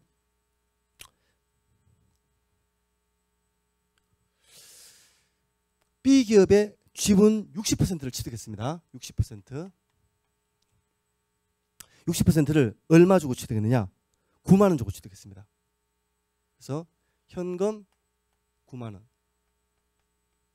근데 식별 가능한 자산 부채의 공정가치, 그러니까 식별 가능한 자산 부채라는 것은 거기 있는 모든 자산 부채를 생각하시면 됩니다. 자산 부채의 공정가치가 얼마냐면은 14만 5천입니다. 그러니까 예를 들어서 자산이 공정가치로 15만 원이고 부채가 공정가치로 15,000원이다. 그렇게 보면 되겠습니다. 14만 5천 원이죠. 그죠? 이럴 때 이제 60%만 취득했기 때문에 비지배 지분을 인식해야 됩니다. 비지배 지분은 우리가 이제 그 지배기업이 소유하지 못한 이제 다른 지분을 말하는 것이죠. 그죠? 비지배 지분은 공정가치로 측정할 수도 있고 종속기업 순자산 비례로 측정할 수도 있죠. 공정가치가 6만 원이라고 보겠습니다. 6만 원. 그러면은 이제 영업권이 이쪽에 와야 되겠죠. 차대를 맞추는 금액이 이쪽에 와야 됩니다. 차대를 맞추는 금액이 이쪽에 오게 되면 염가매수 차익인데 차대를 맞추는 금액이 이쪽에 왔기 때문에 영업권인데 금액은 얼마가 돼야 되느냐 하면요. 영업권은 15,000원이 됩니다. 맞죠? 그죠? 이때는 비지배 지분을 페어밸류로 이제 측정한 겁니다. 근데 만약에 순자산 비례로 회계처리를 하게 되면은 현금 9만 원이 되고요. 현금 9만 원. 그다음에 자산 공정가치 15만 원. 부채 공정가치 15,000원. 그다음에 비지배 지분은 순자산 공정가치가 13만 5천 원이죠. 13만 5천 원에 40% 하게 되면은 5만 4천 원이 됩니다. 그렇죠? 5만 4천 원. 그 다음에 이제 영업권은 금액이 얼마가 되느냐? 영업권은 이게 아마 9천 원이 될 겁니다. 맞죠? 그죠? 그래서 여기 영업권은 그 비지배 지분에도 인식했다 그래가지고 이거 풀 뭡니까? 굿윌. 전부 영업권이라 그러고 요거는 부분 영업권, partial 뭡니까? 굿윌이라고 하죠. 그죠? 그런데 어쨌든 이 상황에서 이 회계처리나 이제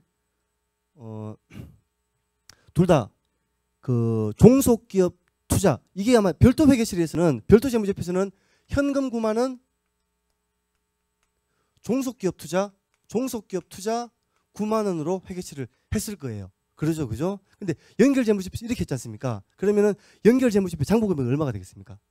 자산 15만 원, 부채 15,000원 빼면은 14만 5천 원이죠. 거기다가 영업권 15,000원 더하게 되면은 여전히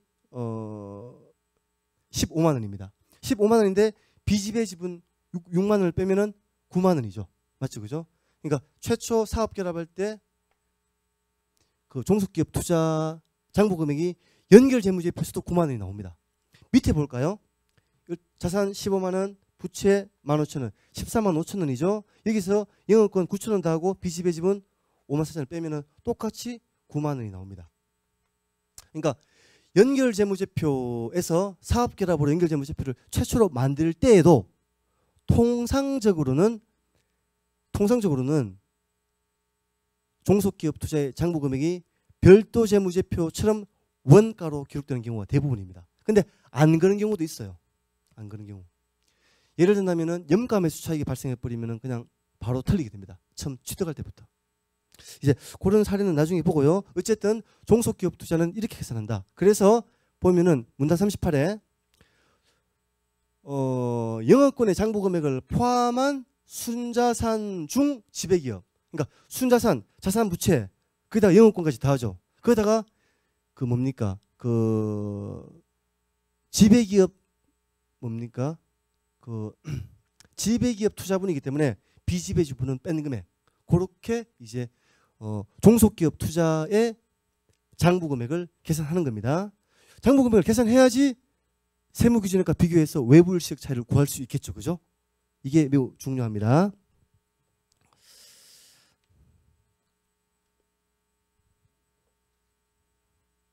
자, 외부 일시적 차이, outside basis difference라고 되어 있고요. 연결 재무제표 법인세 회계의 핵심 사항입니다. 핵심 사항.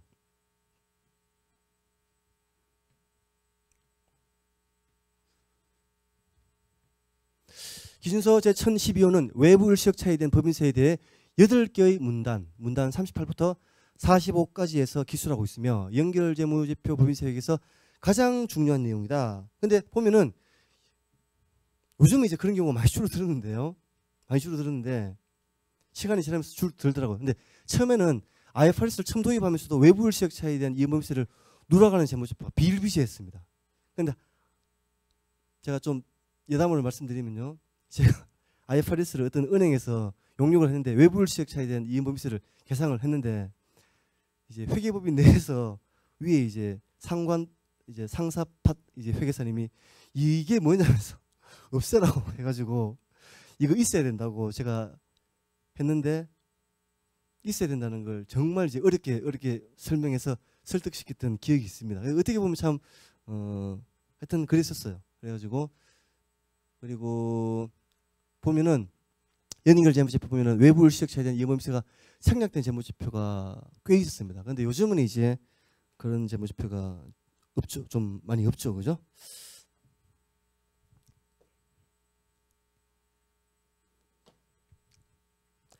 예, 외부 일시적 차이 계산하는 것을 좀 더 이해하기 위해서 사례를 가지고 설명드리겠습니다.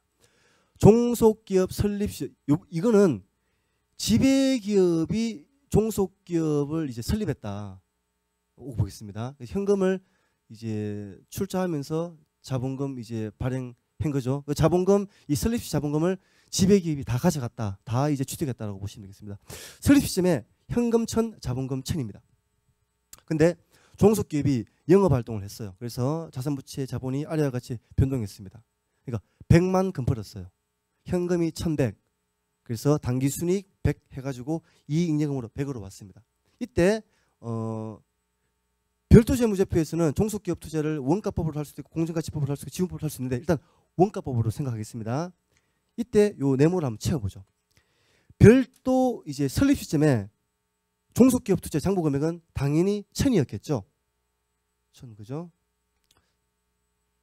장부 금액 연결도 어떻게 됩니까? 장부 금액 1,000입니다. 이 1,000은 어떻게 계산할 수 있을까요? 종속기업의 자산, 그죠?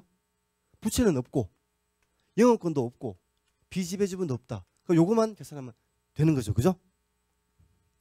그 세무기준액은 얼마이겠습니까? 세무기준액도 아마 원가가 이제 유가증권의 그 세무기준액이니까 1,000이었을 겁니다. 영업활동 후에 별도 금액에서는 아마 원가법으로 제가 회계치를 한다 했기 때문에 그대로 1,000이 유지됐을 것이고요. 장부금액 연결은 얼마가 되겠습니까? 종속기업의 자산 1,100이죠. 부채는 없습니다.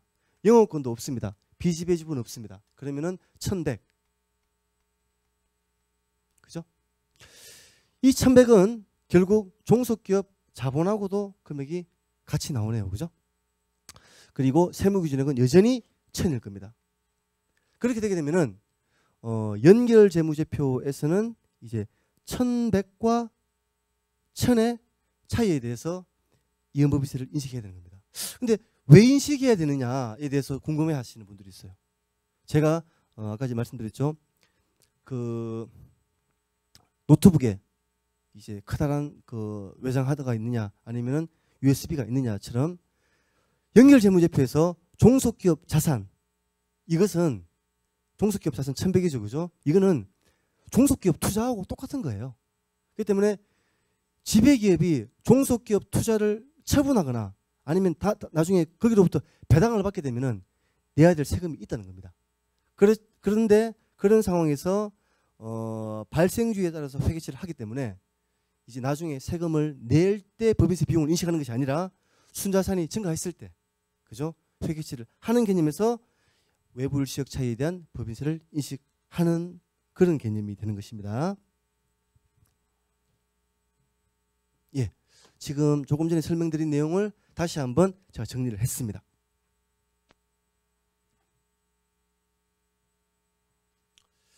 외부일시적 차이는 2단계 그 과세 실질을 반영하는 거로도 볼 수 있다. 그러니까 종속기업이 이제 주식 발행법인이 종속기업이고 주식 취득법인 주주법인이 지배기업이지 않습니까? 종속기업은 이제 그 과세 소득에 대해서 법인세를 납부하기 때문에 종속기업에 뭐 단기법인세 자산부채도 있을 것이고 이연법인세 자산부채도 있을 것입니다. 근데 이제 그렇게 계산한 그 자산 이제 그 종속기업의 자산부채들이 이제 연결재무제표에서는 종속기업 투자에 해당된다는 것이죠. 그래서 투자에서 발생할 수 있는 배당이나 처분이익 등에 대해서 법인세를 납부하기 때문에 이걸 법인세 납부할 때 현금주의로 회계처리하는 것이 아니라 순자산 증가가 있었을 때 그때 이제 회계처리를 하기 때문에 이연법인세 회계처리를 한다. 그렇게 이해를 하시면 되겠습니다.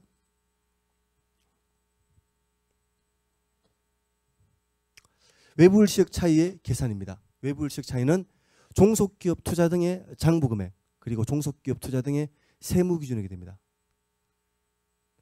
그래서 종속기업 투자, 관계기업 투자, 뭐 공동기업 투자 이런 것들에 대해서 이제 외부일시적 차이라 하는 것이지 단순히 이제 우리가 가지고 있는 이제 예전에 말하던 그 매도 가능 금융자산, 지분증권 있지 않습니까?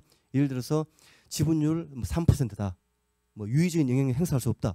그런 거 그냥 공정가치로 평가하는 거 그거는 외부일시적 차이가 아닙니다. 똑같은 지분 주식이라 하더라도 그거는 내부일시적 차이에 해당됩니다. 그래서 종속기업 등에 대한 투자 등이 매각 예정 혹은 소유주 분배 예정 비유동 자산, 처분자산 집단으로 분류될 경우에도 외부일시적 차이의 계산 대상입니다. 그러니까 종속기업 투자라고 했다가 종속기업 투자를 처분할 예정이라서 매각 예정 자산으로 바꿨다 하더라도 거기에 대해서는 똑같이 이제 외부일시적 차이로 봐서 계산하는 것입니다. 내부일시적 차이와 외부일시적 차이는 인식 조건이 다릅니다. 다르기 때문에 구분할 필요가 있습니다.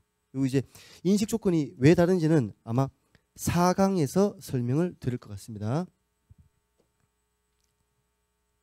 예, 외부일시적 차이 계산을 이제 몇 번 해보죠. 조금만 해보겠습니다. 100% 지분율로 설립한 종속기업 설립시 자본금이 1000입니다. 종속기업은 80의 당기순이익. 종속기업이 세전이익 100을 냈어요. 그리고 법인세 비용 20해서 당기순이익이 80이 발생했습니다. 별도 재무제표와 연결재무제표 각각에 대해서 종속기업 투자의 장부금액, 세무기준액, 일시적 차이를 구하시오. 다만 별도 재무제표에서는 원가법에 따라 종속기업 투자를 회계처리합니다. 별도 재무제표에서 원가법을 하기 때문에 처음 취득할 때의 금액인 1000 그대로 유지하겠죠. 1000. 그리고 세무기준액도 원가인 1000을 유지할 것입니다. 외부일시적 차이는 0이죠. 근데 연결재무제표에서는 어떻게 됩니까? 자산이 1080이 됐을 겁니다. 맞죠? 그죠? 1080. 1080이 됐는데 자산이 1080인데 이것은 또 다르게 이야기하면은 자산 마이너스 부채는 자본하고 같은 거지 않습니까? 그죠? 결국 첨자본에서 이익잉여금 능가하고 똑같습니다. 같은 금액이 되는 것이죠. 그래서 종속기업 투자 장부금액은 1080이 나옵니다. 근데 이제 세무기준액은 여전히 1000이 되는 것이고 일시적 차이는 80이 되겠습니다.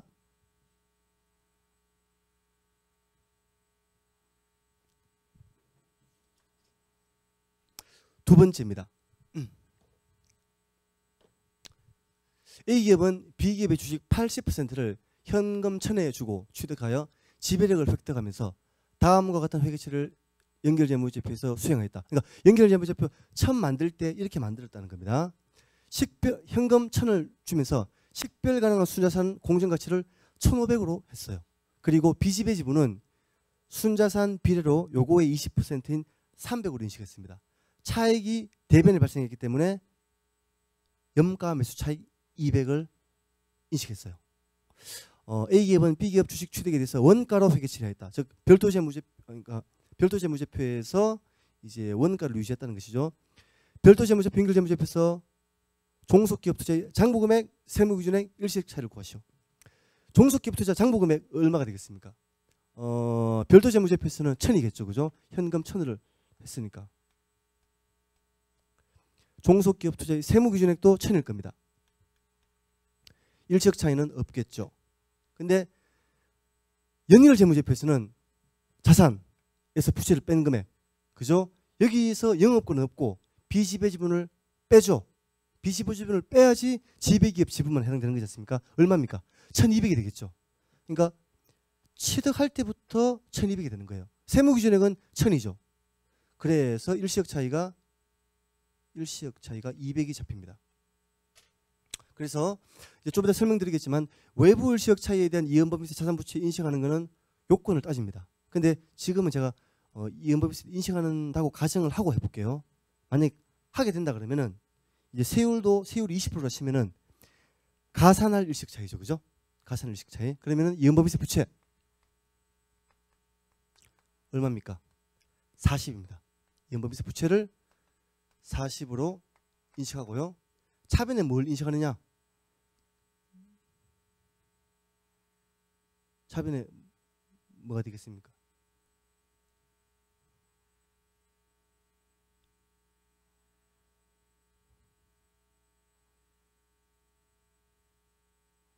차변에는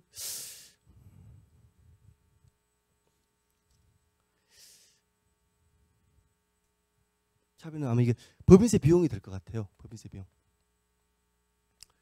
비용이 40 잡힙니다. 외부 일시적 차이에서 발생하는 것은 사업결합 회계처리로는 회계처리하지 않거든요. 사업결합 회계처리라면 연가 매수 차익을 차감시키는데 외부 일시적 차이 이것은 사업결합 회계처리하고는 또 다른 이제 그 밖에서 회계처리이기 때문에 법인세 비용으로 회계처리합니다. 그래서 예를 들어서 한번 예를 들어 볼게요. 주식시장이 망가졌다. 그런 경우가 있을 수 있거든요. 경제가 망해서. 그래서 어떤 기업이 유동성이 충분히 있어요. 충분히 있어가지고 이제 시세 차익을 보고 지금 주가가 정말 저평가됐다. 지금 취득했다가 조금만 잘 되면 팔자. 그렇게 되게 되면은 염가매수 차익이 발생할 것입니다. 그죠? 조금 더 쓰면 팔겠다 싶으면은 이때는 외부 일시적 차이에 대한 이연법인세를 인식해야 되는 상황이거든요. 그러면은 바로 이연법인세 부채를 인식해야 되는 겁니다. 그리고 뭐 참고로 말씀드리면 우리나라에서 주식 취득으로 회계처리하지 않습니까? 주식 취득으로 연결하지 않습니까? 지배력을 획득하면은 염가 매수 차익이 나오는 경우가 많습니다. 이게 통상적으로 회계 교과서에서는 연가 매수 차익이 나오는 경우는 드물다. 뭐 영업권이 나온다 그러지만 우리나라가 워낙 이 주식시장이 저평가되는 상황이다 보니까 주식 취득하게 되면은 연가 매수 차익이 종종 나옵니다. 그렇기 때문에 그때는 취득하자마자 바로 이제 일시적 차이가 발생하는 것이고요. 외부 일시적 차이에 대한 이연법인세 자산부채 인식 요건을 따져서 법인세 회계처리를 해야 됩니다. 근데 이제 많은 기업들이 이걸 누락하고 있죠. 회계처리 오류 사례. 예. 제가 이제 1강이었습니까? 이제 회계처리 오류 사례가 제가 이제 소개한 책에 앞부분에 있다 그랬고 이제 제 카페에도 거기 있다 그랬지 않습니까? 거기 많은 내용이 있는데 요 이제 강의 한 강 하면서 이제 관련이 있는 것들은 간단하게 설명을 드리겠습니다. 지금 이제 회계처리 오류 사례, 갭 변경 시 세무기준액 산정의 오류, 적용하는 회계기준의 변경. 이거는 일반 기준에서 IFRS뿐만 아니라 예를 들어서 뭐 미국 나스닥에 뭐 이제 미국 유가증권 시장에 진출한다. US 갭으로 변경할 때, 뭐 US 갭에서 IFRS로 할 때, 어쨌든 다 마찬가지입니다. 근데 어쨌든 세무 신고를 변경된 세무제표로 하지 않게 될 때는 항상 제가 말씀드렸던 그 로직이 적용됩니다. 새로운 세무제표로 세무 신고했을 때의 금액이 아니라 당초 신고했을 때 결정되었던 그 금액이 세무기준액이다. 그죠? 이게 이제 일시적 차이 관련해서 많은 오류가 있기 때문에 제가 간단하게 언급을 했습니다. 예, 이렇게 해서 좀 길게 했네요. 3강 수업을 마치고 조금 쉬었다가 4강을 하도록 하겠습니다. 감사합니다.